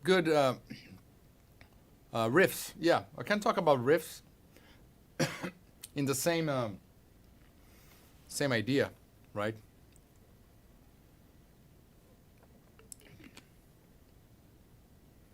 Time to understand. So I will recap some stuff, right? Because I'm just saying like things that you should practice if you really want to have the control and understand things, there are some easier ways, There are some easier ways, which is basically if you play the G like I was playing, and then you just play the pentatonic. Can always like be saved by the pentatonic. But we're talking about something else. So if I'm reading now, let me read some stuff.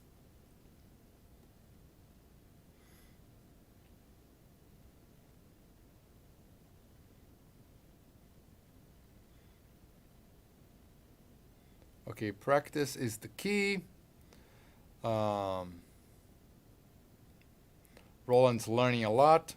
This is only the more like the technical part and visualization. I'm not talking much about the harmonies and the sounds and the feelings. That's why I'm doing 4 lives for you guys. And so this is really only visualization. You see how deep you can go, and it's pretty hard. I believe it's pretty hard to have fluency like this, it's like being, have to be playing for quite some time to be able to change keys and not feel any difference if you're playing C sharp or if you're playing E minor or like or G major, because we tend to practice one scale, like in the same place, and then somebody comes with a different key. It's like, oh, right? So,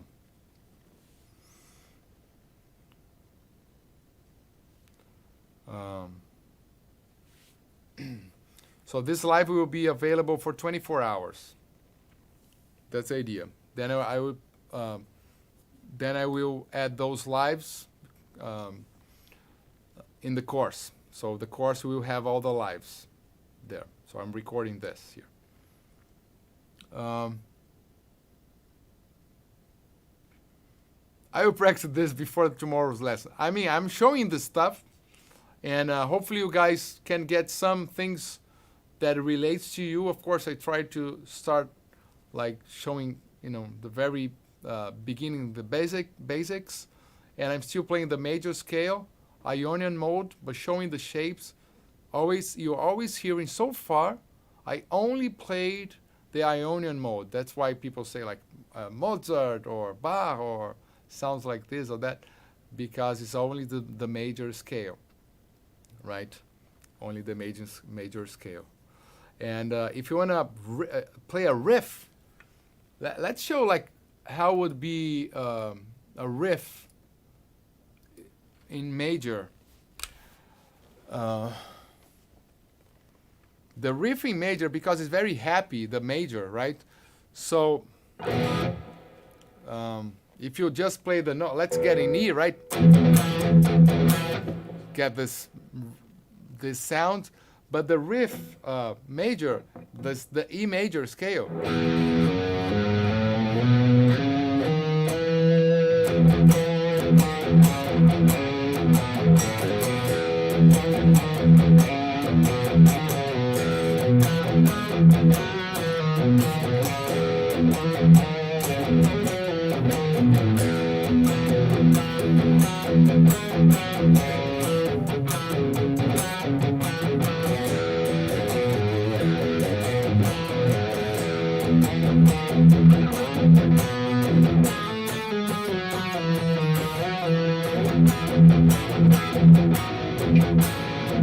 So it's more like hard rock kind of thing, kind of 80s Van Halen, maybe, But you can do some other, because you have this, if you play the whole scale, like not the whole scale, the entire 7 notes, it sounds like the...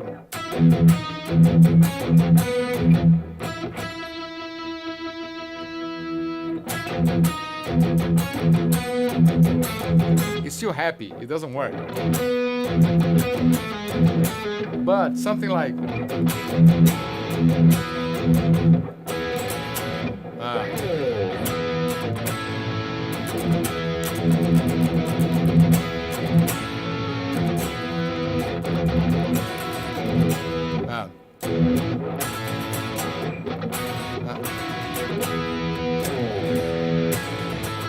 right?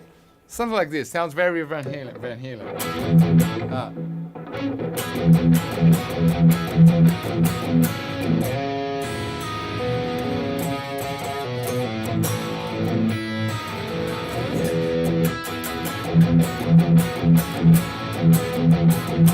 Right? This kind of sound, or like this. So in A.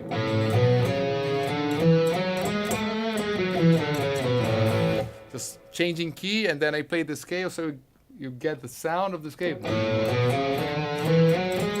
So A. Crazy Train, right, from Ozzy. How is it?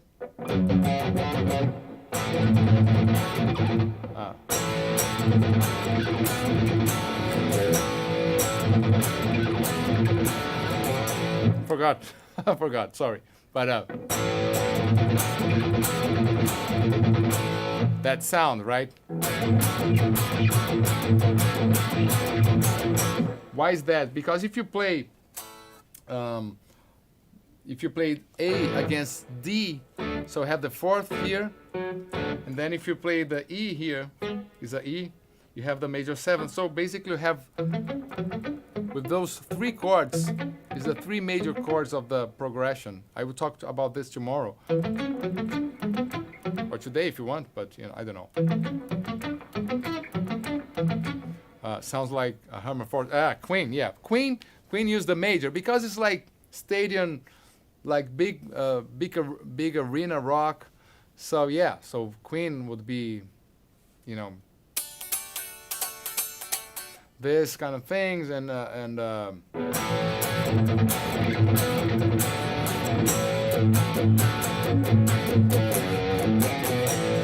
very happy and, you know, uplifting kind of vibe.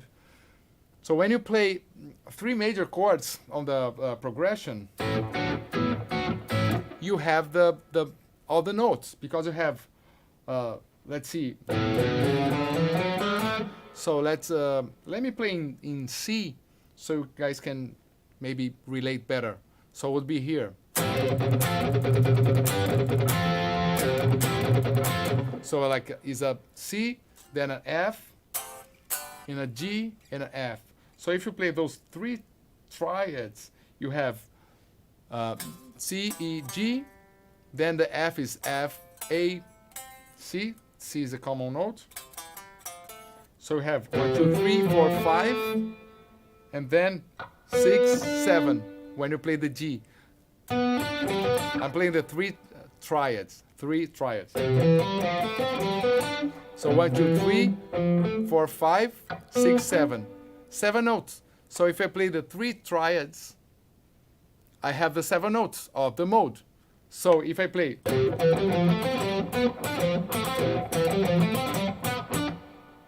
right?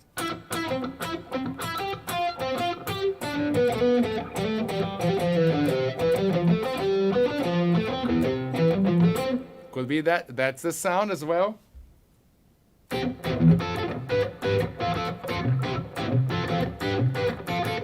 Or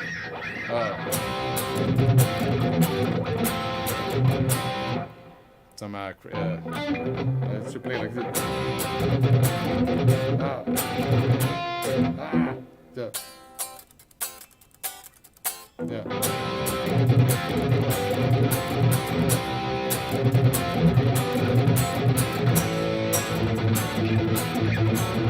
Transposition.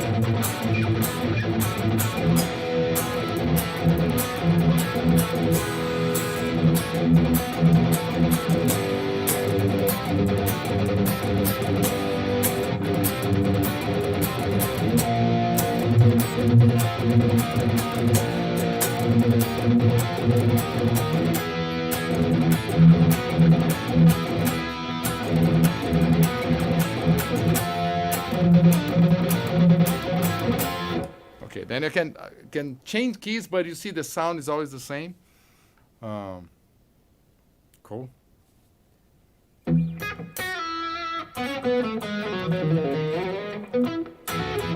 And of course, all those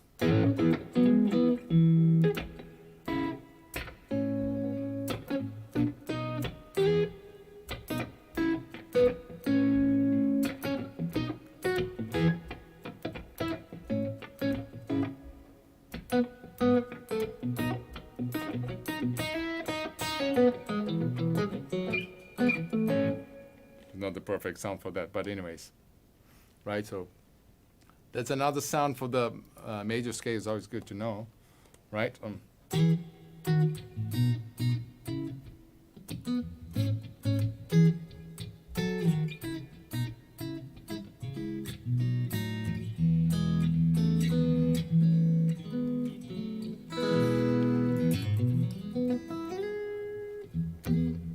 Yeah.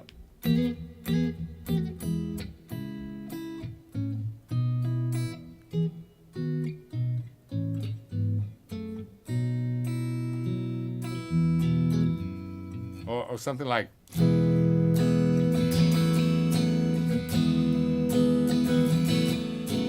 Yes. Same thing, right?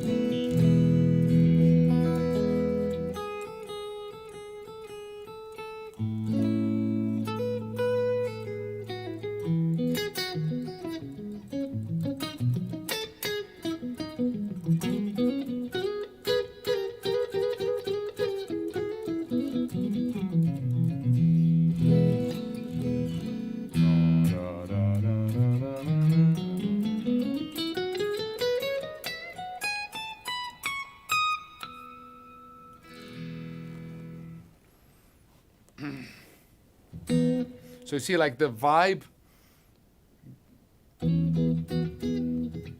Nah.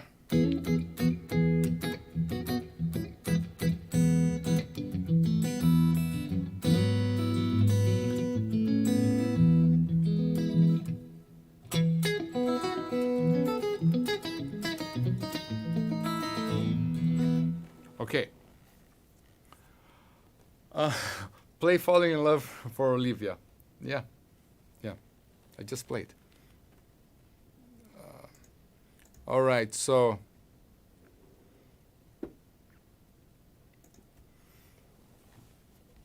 recap now.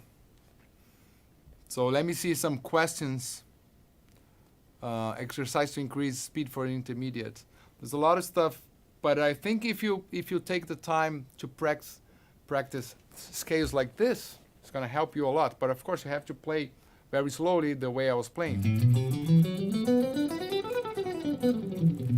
The way I practice, which I have in the Guitar Hacks workout, guitarhacks.com, is I really divide the hour using the exercises only for alternate picking, only for sweep picking, for legatos, and different things in different days, so you can really go deep into your technique.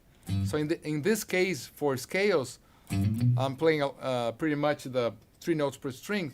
Would be the day you practice 1, 2, 3 per string. 1, 2, 3, 1, 2, 3, 1, 2, 3, 1, 2, 3, 1, 2, 3, 1, 2, 3. Kiko, talk a little bit about the right hand. Yes, Ryan Lima. So yeah, why not? So that's a good. So basically, so let me see here. I play it more like this, right? It's gonna get out of focus, but anyways. So 1, 2, 3, 1, 2, 3, 1, 2, 3, 1, 2, 3, 1, 2, 3, 1, 2, 3, 1, 2, 3, 1, 2, 3, 1, 2. Right?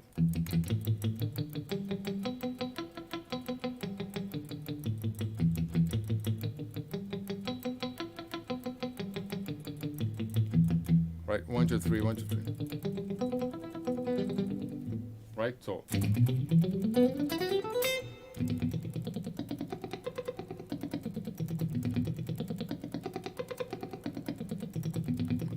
One, two, three, 1, 2, 3, 1, 2, 3, 1, 2, 3. Down, up, down, up. A lot of questions here. Jeez. Yeah.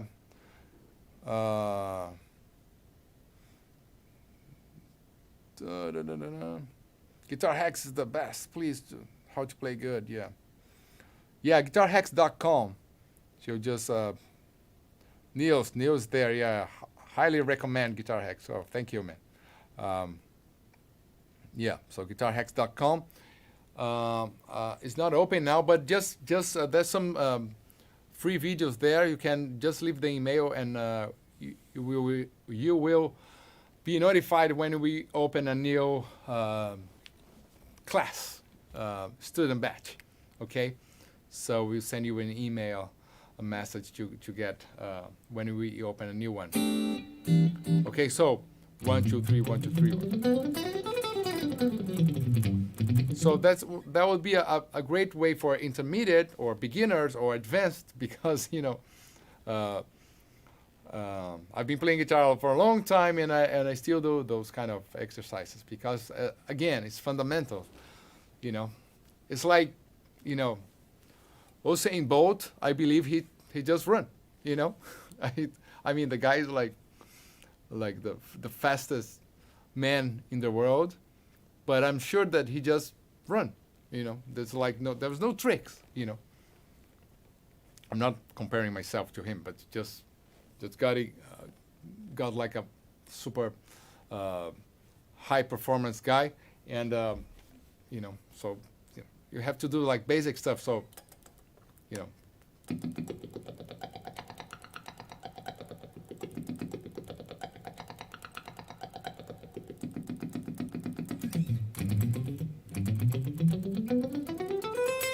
1, 2, 3, 1, 2, 3, 1, 2, 3.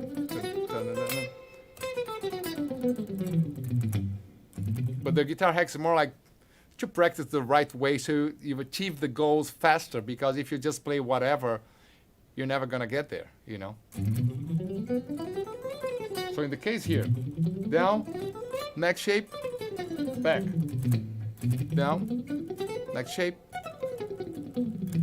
You know, I'm playing fast, but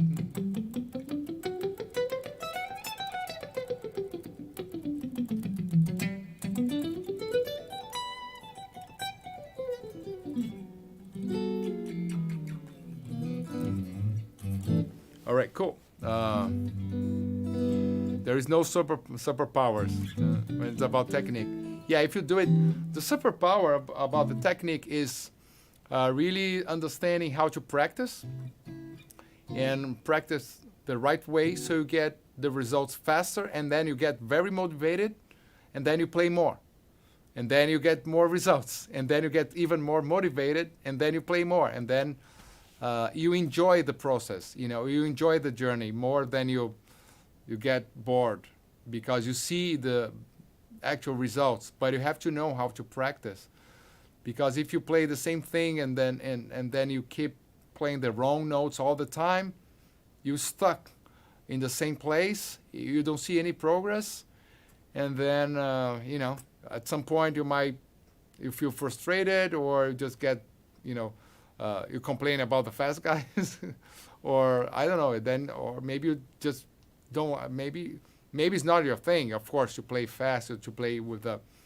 better technique. You know, because I love a lot of players that they have no technique. You know, so it's not mandatory to have great technique. But if you love the kind of music that the musicians, they have great technique and they play fast runs, and then you have to know how to practice. Otherwise, you're just gonna get frustrated and say like, why these people can play this and I cannot? Just because they practice, but not only that, they found their way to practice the right way, and then I got some great results. Some guys take years, some people take 2 years. That's why you see like young people playing with great technique, because they just get the right information to practice right. You know, it's like anything. You know, like painting, sports. So like just get a coach. You know, you have to learn, and you have to practice, and then you have to have somebody beside. You know, maybe this live helps you, but have somebody to give the feedback. You know, the way you're practicing, or courses and feedback.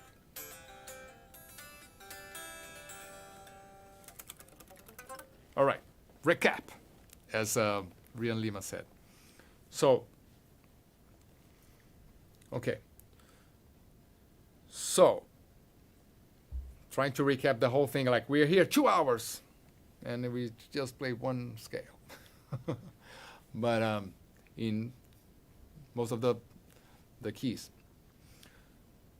So remember the fundamental note brings other frequencies. So the fundamental frequency has other frequencies inside it.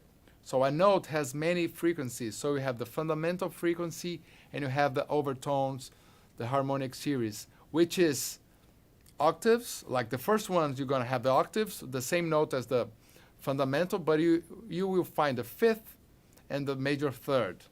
So that means the fifth is like a very fundamental harmonic. There is the second harmonic, so it's very prominent, is audible. So it's going to be an important harmonic that is going to generate the fifth of the fifth of the fifth, generates the 12 notes. So that's what we have, and that is music. That's the music that you play. That's music. A note, a frequency that generates the fifth. This is the law of physics. You cannot change. It's like gravity. You cannot change. That's it. Fifth, and then you have another fifth.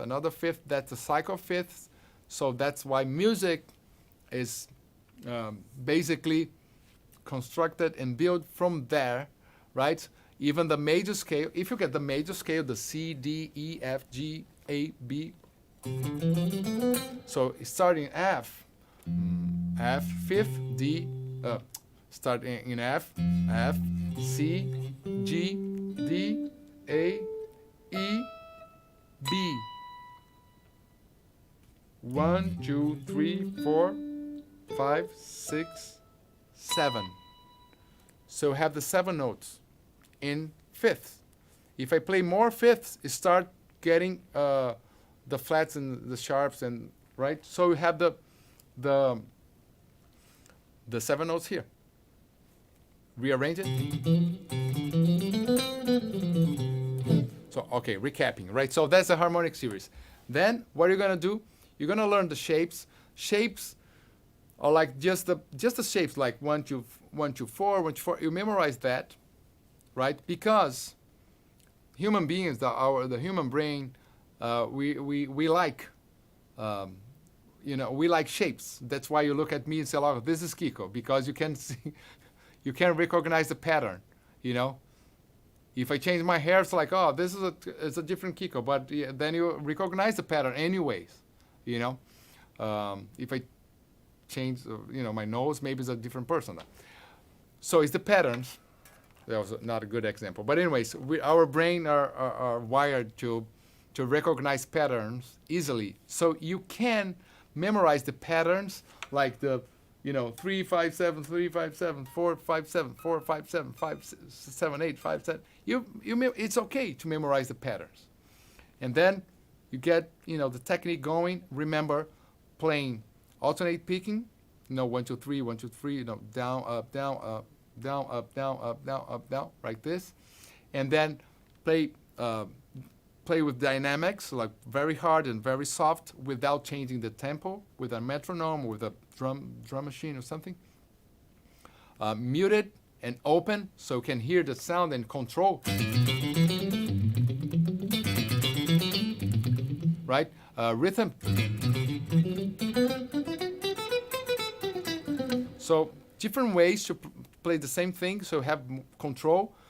Never play too fast if you're not able to. Don't try to. That's another conversation for another day. That's the guitar hacks. But anyways, because there's a moment that you have to push the limits. But anyways, so the technique, and then you will play the arpeggio, and then tonic, third and fifth, harmonic series, and then you will play the scale, stopping on the tonic, stopping on the third, stopping on the fifth, and then you start playing.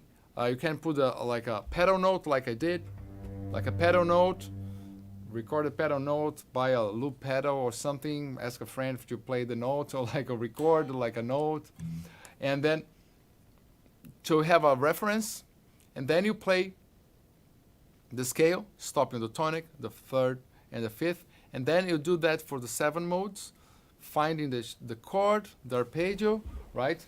Play the chord, play the arpeggio, and play the scale, stopping third, fifth, tonic, third, fifth. So that's the exercise, and then you do the 7 shapes. This you can find easily anywhere. That just Google. And what else? So this is one thing. Then change keys. That's very difficult. It's very difficult once you're like memorizing G major and then suddenly playing in B major.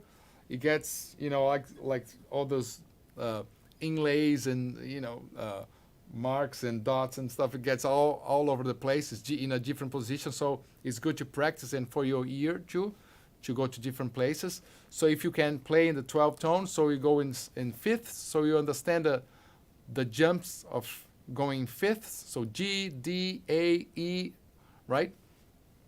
So I'm just doing a recap if somebody just came now. So different keys, and then like back to G, choose a key, and then G, for instance, go down, next shape, up, go down, next shape, up, right, and then horizontally.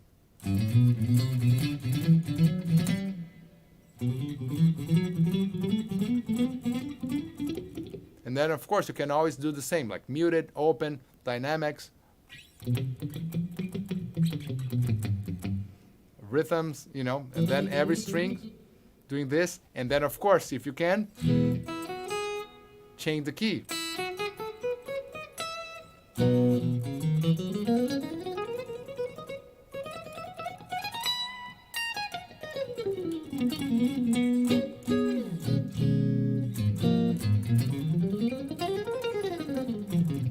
I don't know, any key, like B flat.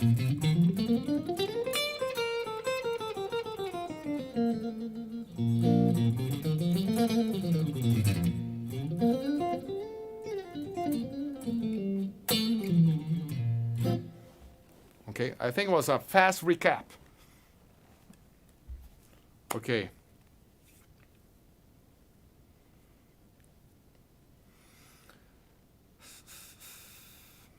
Well, let me read some stuff here.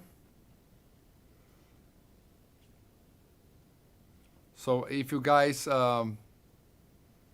can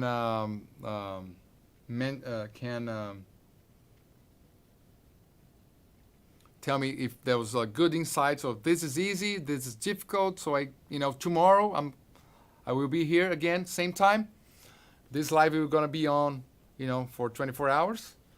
And then just before we start the other one, I would take this out, and we would talk about the intervals and sounds and moods and perception. So let me know what did you guys learn from this 2 hours of scale. Let me know if you guys can tell me about the technique and how to practice a little bit, I said. And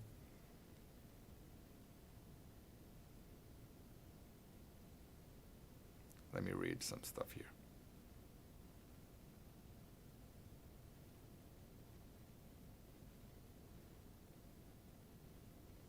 The riffs, right? I didn't recap on the riffs, but I was just playing the scale with, like more like riffing. Daniel Calvo, I took the guitar hacks course and I can tell it works. Thank you. All right, cool. Seeing progress.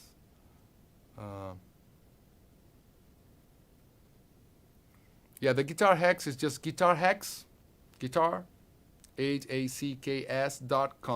Go there. It's not open now, but you can always leave your email, and as soon as we open, you will know. So.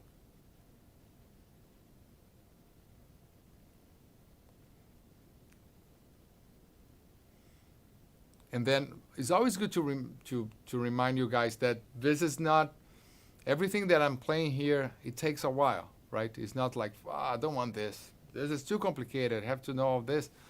But yeah, choose one thing, one shape, just one shape. Find the C major, find the note C, and then stop. Play the arpeggio. That's it. That's it. Do this for weeks, and see what happens. And then play your stuff, learn your solos, backing track, just enjoy, But always go back to a backing track or something that's in C major, and then you play the scale and stop on the note C, and then if you can, stop on the note E, which is the third, and then slowly you understand the sounds like, oh, it's a pleasant, it feels good when I stop on those notes. It makes sense.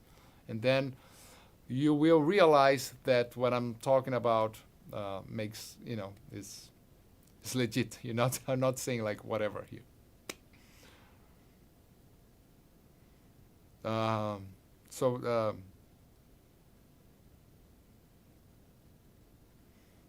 So some about the pinky and about, let me see some questions here. So,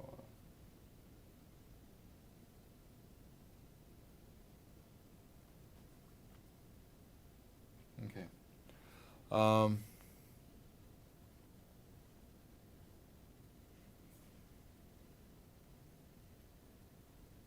It's very important to share. How about I don't know what's that, composite on block. So let's talk about this pinky stuff, which is a more a technical thing, but this live I'm talking about technical things. So basically, putting the guitar like this, every time you play,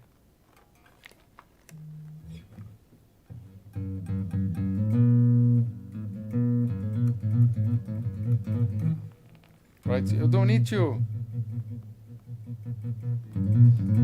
You don't need to. You know, you have to. You don't need to do this. You know, like get away from the neck. Just look in the camera here. Right. So, what's the minimal movement would be possible to do? Here you don't have the note. Here you have the note. So that will be something that you should practice.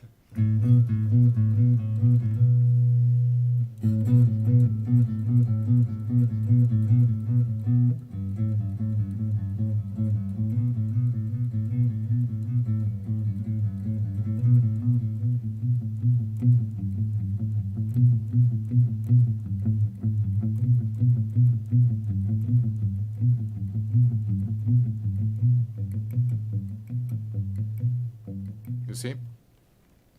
So, it's a good exercise.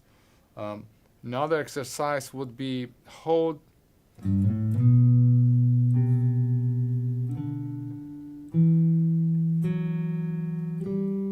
So, see, like, playing the scale again, right? So,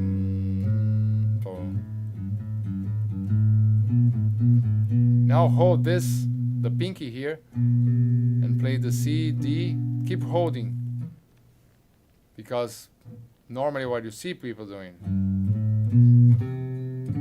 right?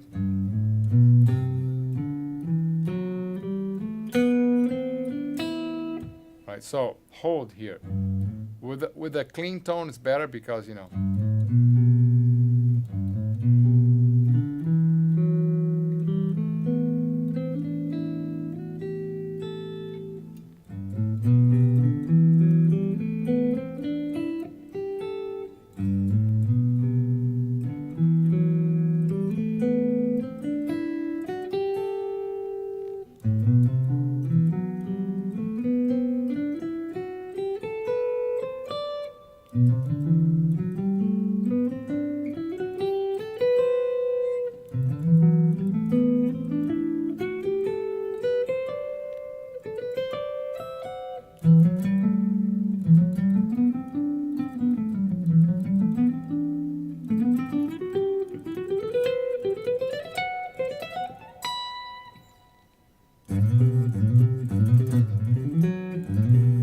See?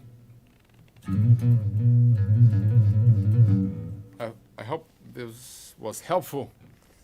Let me know. I forgot who asked that. Was it good?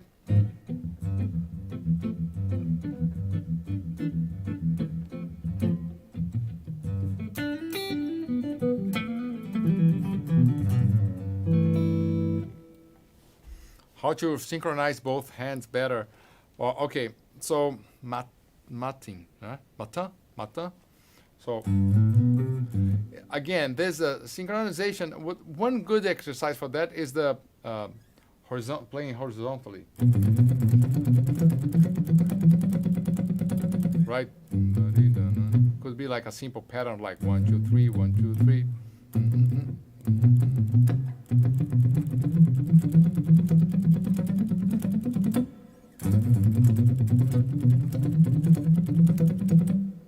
Right? So just play slowly. The problem that normally what happens is like you put a backing track, you sit down, like put a song or something, start and delays and then you don't practice. You just play and then you have fun, which is fine. But you have to have a time that you sit down. It can be half hour. I suggest 1 hour. Right, so that's the Guitar Hacks program. Suggest 1 hour, but can be half hour, can be 15 minutes, and you know, like 5 minutes. Give me something, you know. So, and then you do and every note.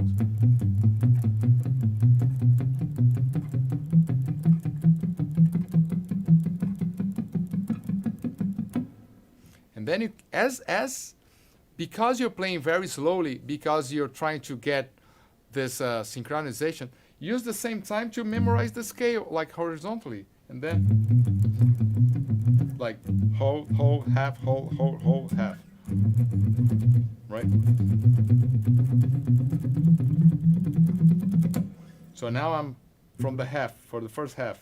Half, ho, ho, ho, half. Back to G. Play the chord. All right, so now we know. G, half, and then ho, ho, half, ho, ho, ho, half. And then, oops, sorry.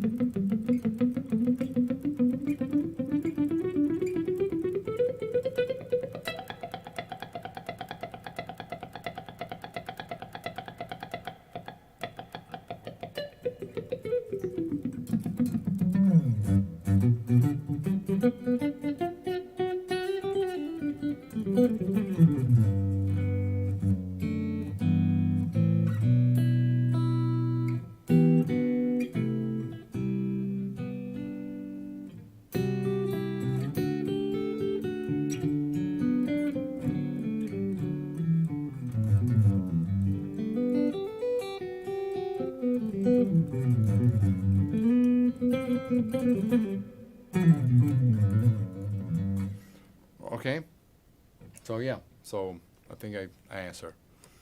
I answered that. Any more questions for us? And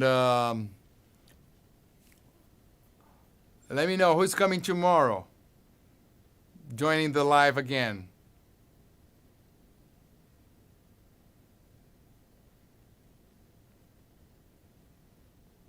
To reading here. Who's coming tomorrow? Who's coming tomorrow?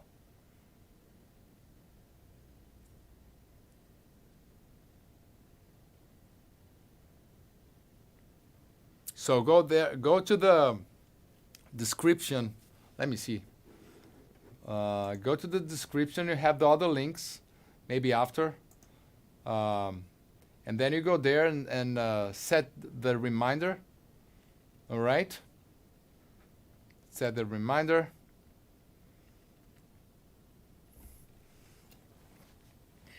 Cool. So we can talk about more stuff tomorrow. I promise there's going to be more cool stuff.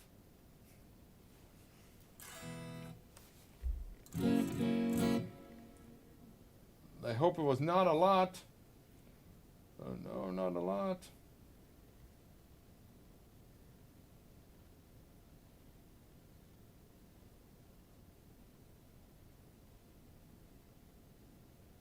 Tomorrow I will talk about the other modes and how to practice the same things and then the intervals. I hope I can do it, you know. How about a 7th string? So it's the same thing. Just add more notes, more string, an extra string, but it's the same shape. It's the B string, so it's the same shape as here. Right? So this one, you know, like actually like this one is the same as this one. So if you memorize this one, you know this. Actually you have to memorize like 5 strings. Come on. So if you add another string, then it's the same as this one. So it's, I mean, it's the same shape. So.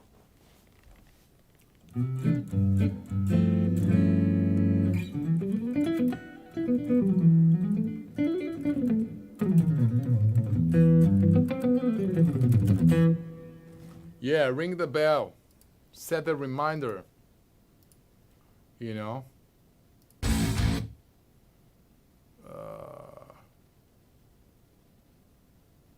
Hey, by the way, I did like the overflow jam. So you guys go there to my Instagram or like YouTube here, and then download the video and just do a jam.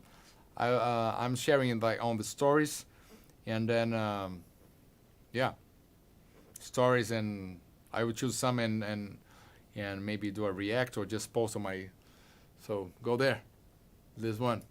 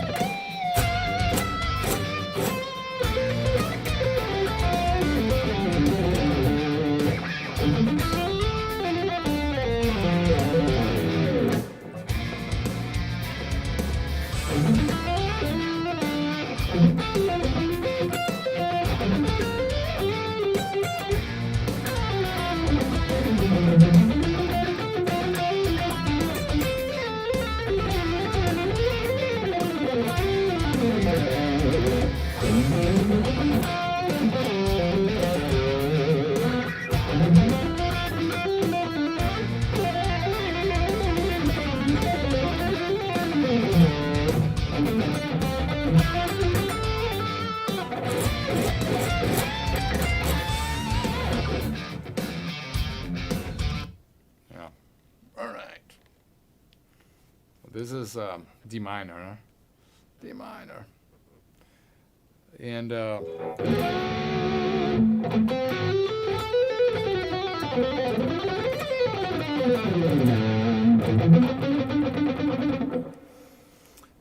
right. So any more questions? I can be here with you guys. You just tell me if you have more questions. Otherwise, I can play a little bit more. And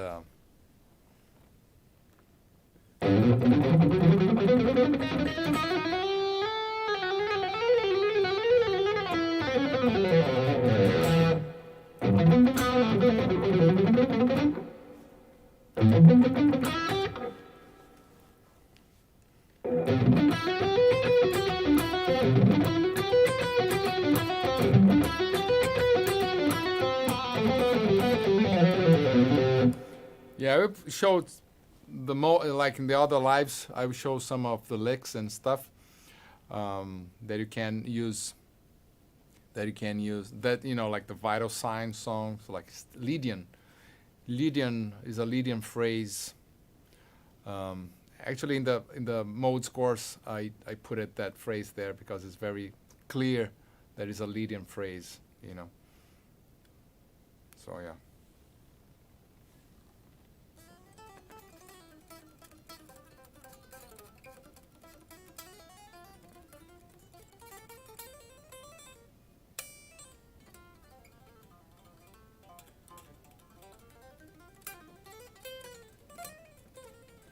What do I think about peak slanting?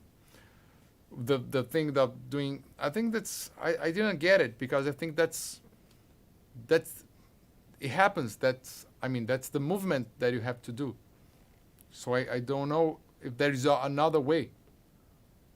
If you don't do some kind of this is slanting, right? So you have to do this movement. If you go straight, maybe if you do like this, but it works too, So you have to do like a small movement, like this slanting thing. That's what I understood. Maybe I didn't understand. If you go like really straight, then you have to sweep. Because how can you go to the other string without doing like this slanting thing? I don't know. So yeah, this movement happens. Yeah, but it's very interesting, like the YouTube video explaining this, because of course you just try and then you don't have this like the cameras like really showing slow motion, and is a thing now, but you can do it. But back in the day, it was just like trying to play, and then suddenly you understand that your hands understood the movement, and suddenly the scales, they're more precise and they're faster, probably because of that.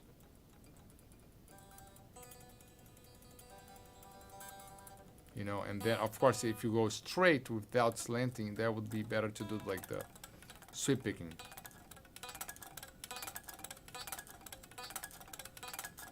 Enigmatic scale. I don't know what's the, tell me the notes of this enigmatic scale. I have no idea. Some scales I don't know the name. But yeah, like the ragas and stuff like that. The Troy, yeah. YouTube channel, yeah. Very interesting,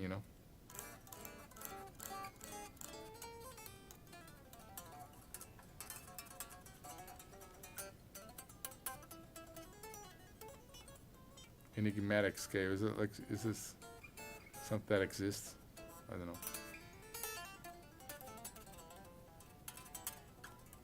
If I know some jazz modes. The thing is, I don't know, like some HDM ask about if I know some jazz modes. I think, right? Jazz modes to understand some jazz licks. All right, so okay, so kind of like the jazz Bible, right? So all the songs are here. So remember I said, well, the melodies and stuff, they are in the harmonic series, like tonic, third, and the fifth, right? That's basic. When you go to the jazz and the blues, another note that comes into place, being very important, is the minor seventh. To get that sound.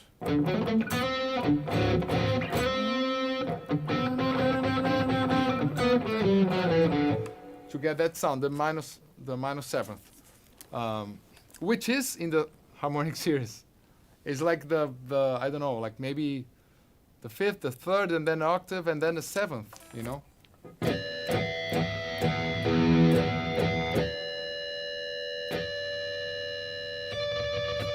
Seventh.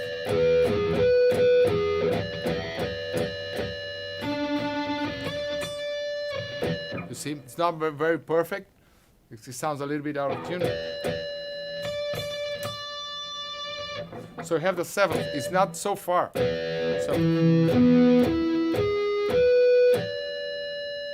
So you see it.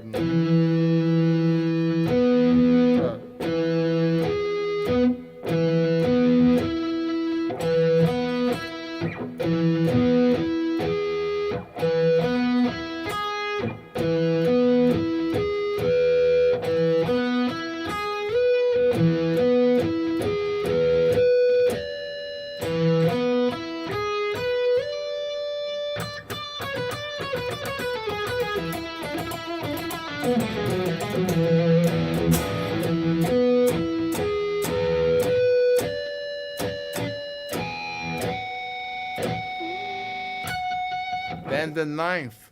The ninth is the fifth of the fifth, so it should be here.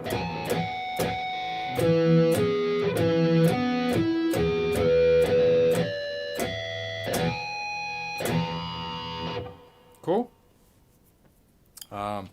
So the seventh. But coming back to the book, the jazz thing, can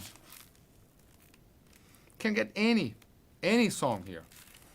Can get any song. I don't know all the songs, but F start on the third, so the melody, and then like the melody goes fifth, third again, the fifth, and then change the chord, and then goes to the tonic of the chord, and then the sus4.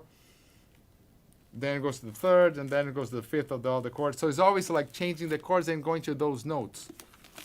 All right, another one. So like C7, I start with that's the arpeggio. Arpeggio of the chord. Again, playing the arpeggio. Any. Lullaby of Birdland, that's a George Shearing famous one. Okay, start on the fifth. Melody goes to the fifth, then change the chord. It's the fifth of the chord, and then the third of the next chord, and then the fifth of the next chord, and then the third of the next chord, and then the third of the next chord. So it keeps changing the chords, but it's always the third of the fifth. It's just any song. Like here, like F minor. I just play the A flat, like third. If you don't mean a thing, so. G minor, start on the G, and then G, B flat, D. So it's like tonic, third, and fifth. That's the melody. And then plays a chord, and the melody goes to the seventh. So you see the jazz a little bit more like this, sometimes using more passing tones, and chromaticisms to those notes. But impressions, that's easy. You know, tonic, like tonic, 9 tonic, like. Jobin. That's interesting harmony, but it's like fifth and then goes up. Yeah. Anyways, here we go. It's like any song. I mean, of course, some songs play something else, but it's always like you play. Well, that's why those songs are here, because they are like last longing songs. You know, they stay forever. Everybody plays because they are like they're like obeying the laws of physics, basically this. So you can go, you know, tomorrow we can talk more about this. You know, I have a Beatles book, and then Beatles, even if then come on, then like it's all here. Any song, I can open any song, even if I don't know the song. Like B flat, starting the B flat and goes to F, which is the fifth. And then B flat, and then make the scale, and then start plays the scale and stop, and the third, and then change the chord, and then back to B flat and third, and the third to the fifth. It's like the whole thing. It's like, and then you're gonna say, really, Kiko? It's like, oh, this is that easy? Yeah, it's that easy.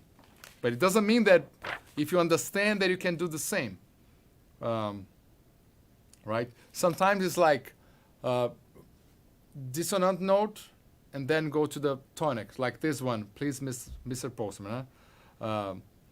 Like the sixth, because the sixth is the third. Well, tomorrow we're gonna talk about this. But A, and then play the F sharp, and then goes to the fifth, and then goes to the chord F sharp, and then the F sharp is there. Anyways, and then keep going like that. So yeah, any song here, like B flat, A flat, starting the A flat, and goes to the third, to the fifth scale, just a scale. Please please me. There's a E chords melody, E, E, E, and then change for A, and then E, because the E is the fifth of the A, and keep going. You can choose any song. It's gonna be always, the melody is gonna be always going to the anchors, to the tonic, to the fifth and the third. And change the chord, and then go to the anchor of the next chord, and then change the chord, and then goes to this, and then you say like, oh, sounds nice. Yeah, of course, because just obeying the laws of physics, and the chord progressions that they're doing is cliches as well. It's like progressions that are done. It's like Kiko saying that you might be thinking, you're saying there are some formulas to write some music, there's successful music. Yeah, there's so many formulas that the pop music repeats those formulas so many times that you get tired. Sometimes you listen like the new song of whatever, and it's like, really, the guy's playing this again? But sometimes they do it in a very creative way. Like the bridge, it goes somewhere else. The aesthetics, the singer is great, or it's like new sounds and playing in a different way. But the laws of physics you can never change. What happens in the modern classical music is they don't want to go there. So then you have the serial music. There's like all those songs that are like very hard and complex to understand because they want to get away from that, because this were done by the classics from Bach, Mozart. So, they want to do something else. And to do something else, you have to go against the laws of physics, and then it starts to like feeling like very intense and hard. But there's some beautiful stuff to it. And then our ears, they get used to that. There's a lot of modern sounds from modern classical music. When I say modern, I'm talking about like 80 years ago, 100 years ago, something like that. Modern classical music that is already in the film scores and video games, so we like as well, because it comes from there. So it's like very things that goes respect those things, but change more to different places, and yeah. So anyways, so we're gonna talk more about in the other lives about this, but yes, there are a lot of formulas, and then if you have control of this, you have things to write your own songs. That's what I want you guys to know, so you can be a creator as well, because it shouldn't be complicated, I mean, it is complicated, but it's not as complicated as you think, or like something impossible, because they play anything like.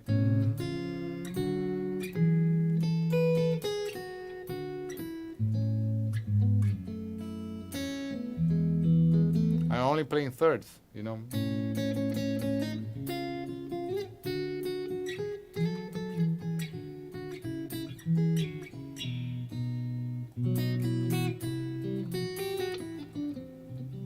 Right, so anyways. Keep going,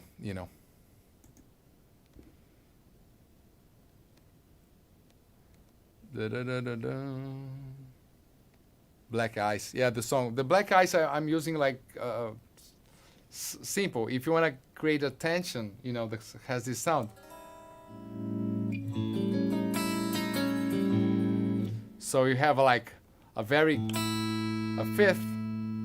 a third. So it sounds like, so if you add one note that is out of this laws of physics that I'm saying, if one note is out and then there are two notes that are very, we'll talk about this tomorrow, but just giving a cliffhanger now. I thought, no, I will answer that tomorrow. No, I would tell you now. So if you play like a very simple chord, like, okay.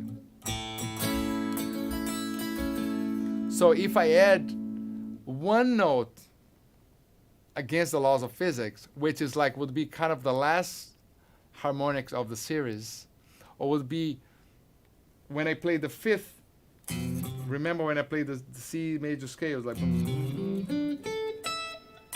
if I get the last note and the first note, they are like so further away. You can see here, they're far away, right? So I started here and then I ended the C major scale here. So so F, B, if I bring this B closer to the F, that's the tritone, and that's the diabolos in musica. Diabolos in musica. The devil in music, because it creates this very tense. So no wonder like Black Sabbath and Slayer and Megadeth use this interval all the time. But so it's basically the cycle of fifths, and then you get the F in the last one, and then put them together, you find the most dissonant interval. And then when I'm playing the Black Eye song, I play the A major, which is like harmonic series right there, but then I add that note.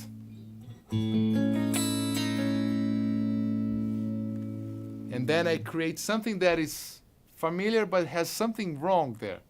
And then you create this atmosphere. And you don't need to know any name of the scales, nothing. And this is half step below the fifth. The fifth is like our anchor. So you just play like half step wrong, and then add that to the chord. If you know how to do it, it's gonna sound mysterious or weird. If you play like I'm gonna play this as a right note, and then it's gonna sound like it's a wrong note. But if you do it on purpose, with intention, in the case here.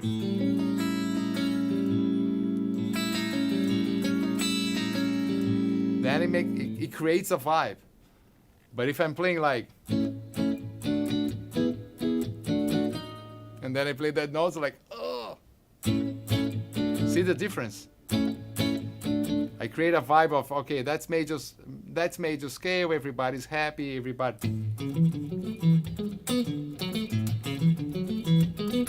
And then you play that, it's like, what happened? But if you start or if you create a sound,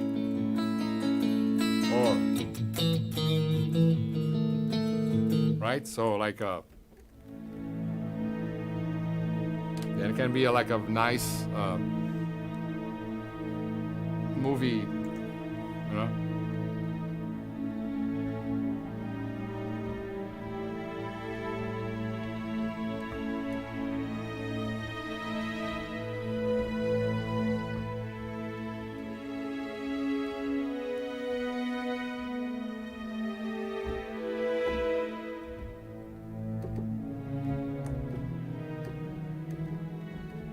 whatever, something like that. All right. Yeah, diminished fifth. Actually, it's a sharp fourth because I'm playing the fifth. I have the fifth here, and then I have the sharp fourth, and then I have the minor seventh here. But it would have the same if I just played. Right? Imagine if you do this minor, it's even darker. Look. Same idea, but minor chord. And then the main thing is like to play this. It's like, oh, it's like a A minor, but then our anchor of the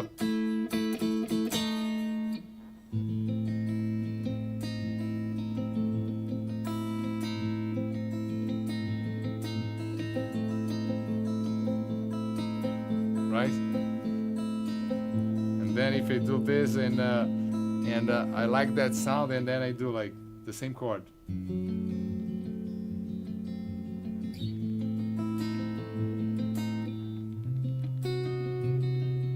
And there's even more, like tense and weird. If you start moving that weird chord into different places, then you're completely unstable,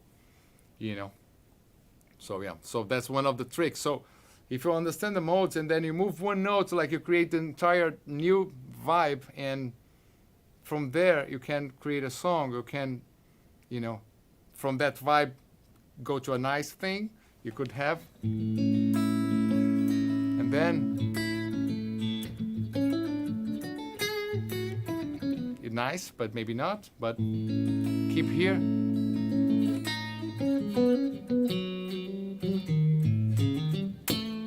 Right?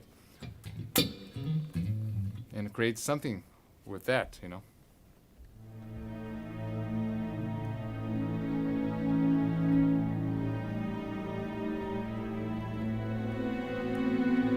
then, let's see, like our orchestra would sound very different, right? How does he do the I have my trick. Oh, I have a lot of pedals here. Ta-da! That makes the trick. The good old sustain pedal. That's why I put the keyboard here, because it helps a lot, Oops, here. Simple things, Otherwise, but it's a very long string. And then, it's good to, it's good to teach having this. But of course, you can have other, if you play, other kinds of sounds, So like, and then you would have this.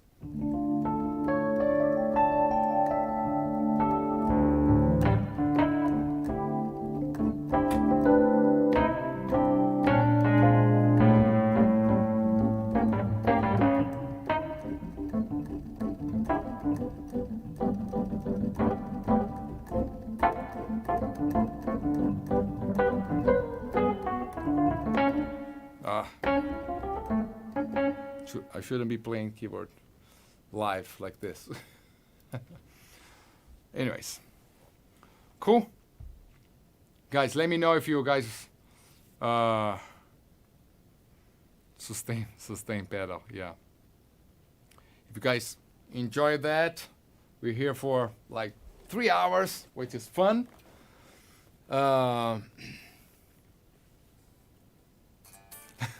Dave sustain pedal. You guys, like, I love the internet.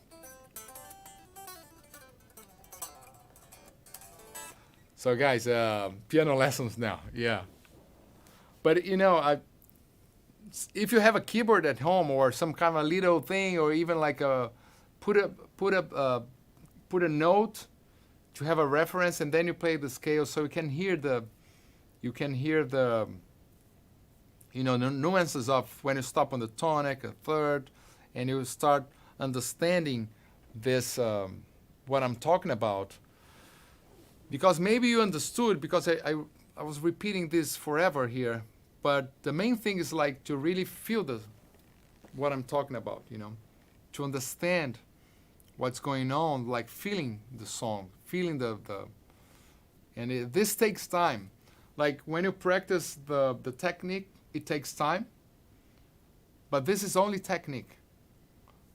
to understand the feeling, the emotion of the control of this emotion, that what you want, what you like, and playing that and responding this like at the moment. Or like I was playing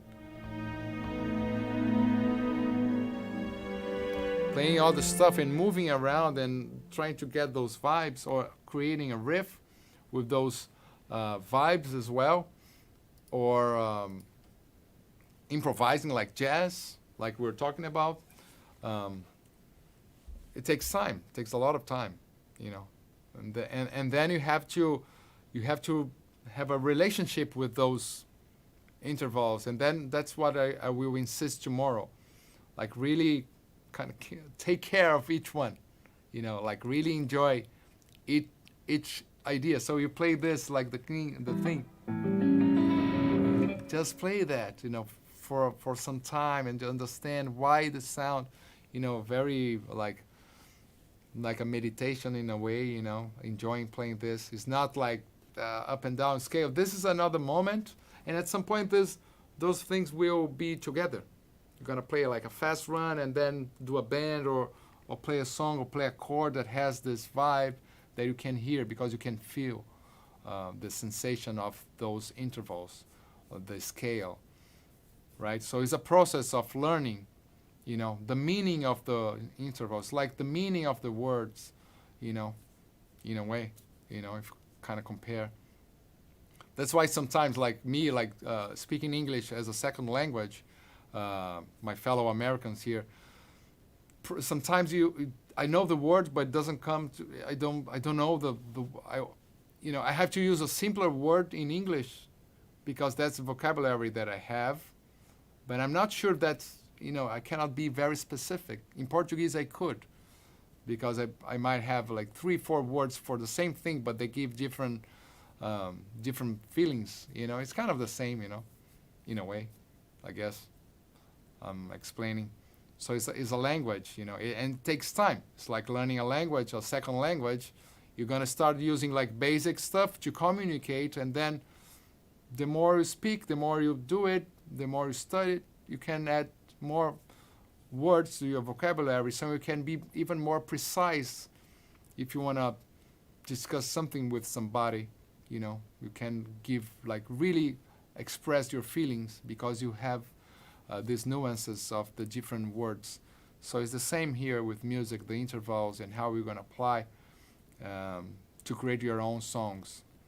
And that's the beauty, is like creating our own songs, or improvising, which is like you're creating something at the moment, whatever you feel like.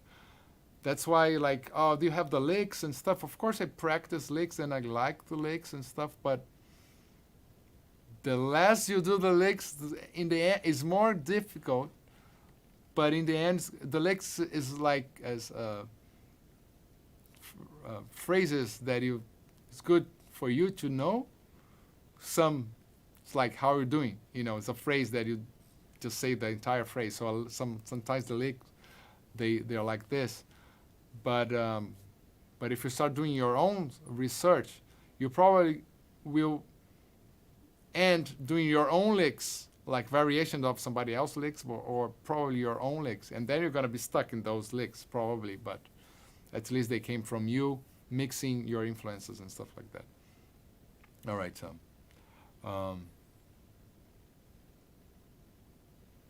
All right, so I will, the nuances is the word. I can use emojis, exactly. So you don't have emojis in music, But that's actually the music in a way it works like a, wow, it's totally actually I never thought about this, but it is true. Like a music in a movie is, in a way, is like an emoji, right? Because the guy says something, the guy say, so it's like if the guy played that chord, or say like, where is John? And then this chord comes, it's like, oh, fuck, John is dead, But if the guy plays like, What is John? That's, like a happy chord. It's like, oh, John is coming for the wedding. It's like, so it's the emoji. The song is the emoji for the whatever. I don't know what I'm saying now anymore. It's like 1 a.m. here. Does this make sense? Like when you write songs for a movie, right? Would be like kind of okay, putting an emoji to the phrase. So some people, yeah, okay. Yeah. It's kind of like when you do instrumental solo album. It's basically if you guys, I invite you guys to listen to my new album, right? And then it's basically full of this because it's like the way I relate to the emotion, but it's not all the times like I'm feeling depressed, so I will do a depressed song. It's not like this. You just do a song and then a year later say like, fuck, I was depressed, because you see like the result, or happy, I just use the word depressed, but could be happy. Well, I was so happy, just writing, and that happens, fuck, why I was writing so many songs in major, It probably was everything was happy, So that's the wedding song, yeah.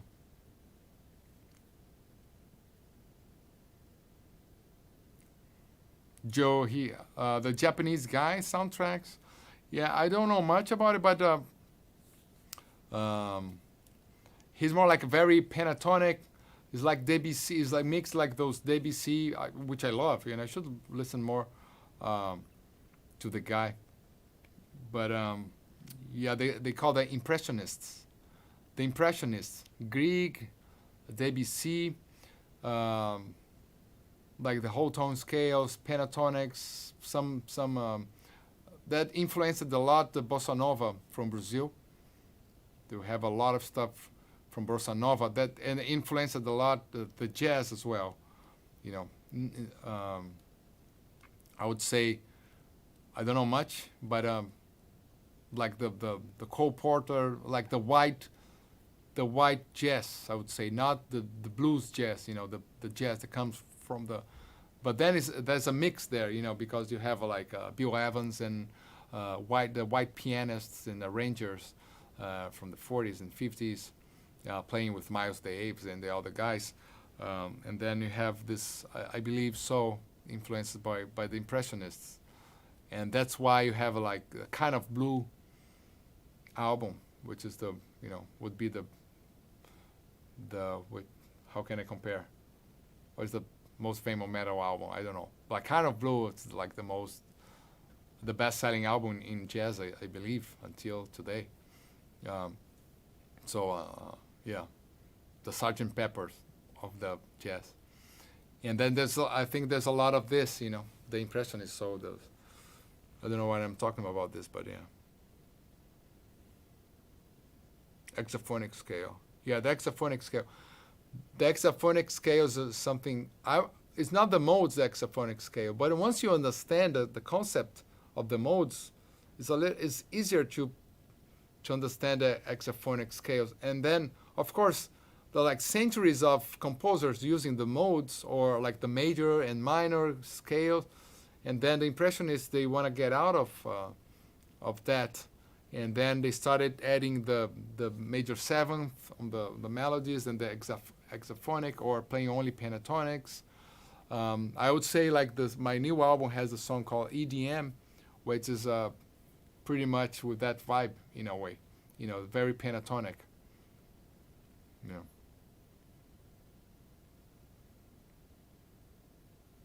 Slayer.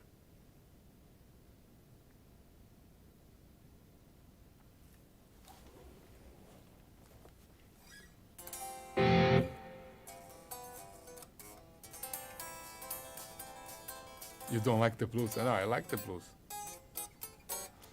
I use this pick here.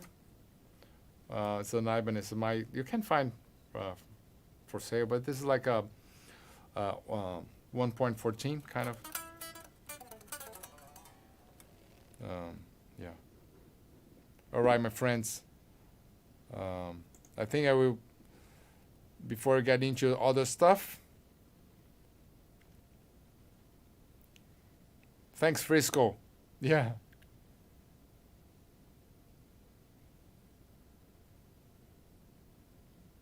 I'm just reading stuff here. La, la, la, la, la. Oh, Radiohead music. Oh, that's great. The Radiohead's like an amazing, amazing, amazing band. I really like them. Radiohead. The harmonies and the melodies is very melancholic. It's not like the way I like. And yeah. And then of course the Brazilian music, Toninho Horta. Yeah, of course. So many ways, But it's all. So somebody was asking about the jazz, and I was saying like, okay, it's very based on the on the on the harmonic series, anyways. When you play the thirds, and when you play, and then somebody's saying like Toninho Horta, the Brazilian master of the harmony. But if you play like,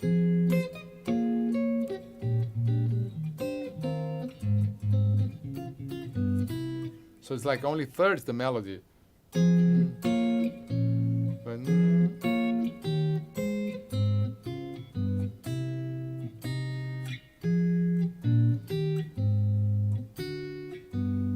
it's only this, but it changes the chords a lot. But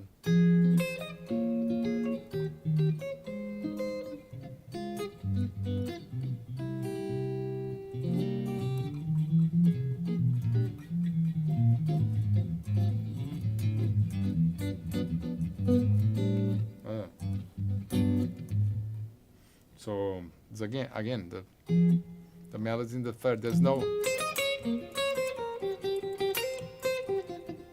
And if you want to play the melody or a solo,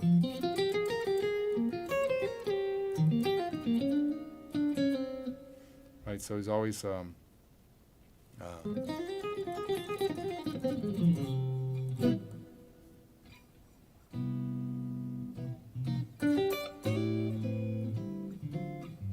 to remember. I don't remember.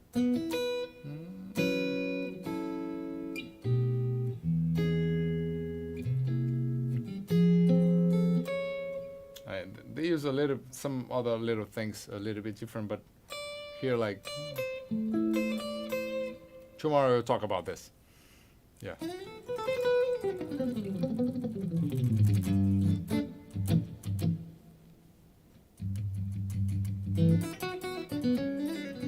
All right, guys. So just finishing now, and tomorrow I will talk about the intervals and then the modes. So we have like 4 lives, so have time. Just go to the description now. Save the date there. Set the reminder. Like just before we started, this guitar fell.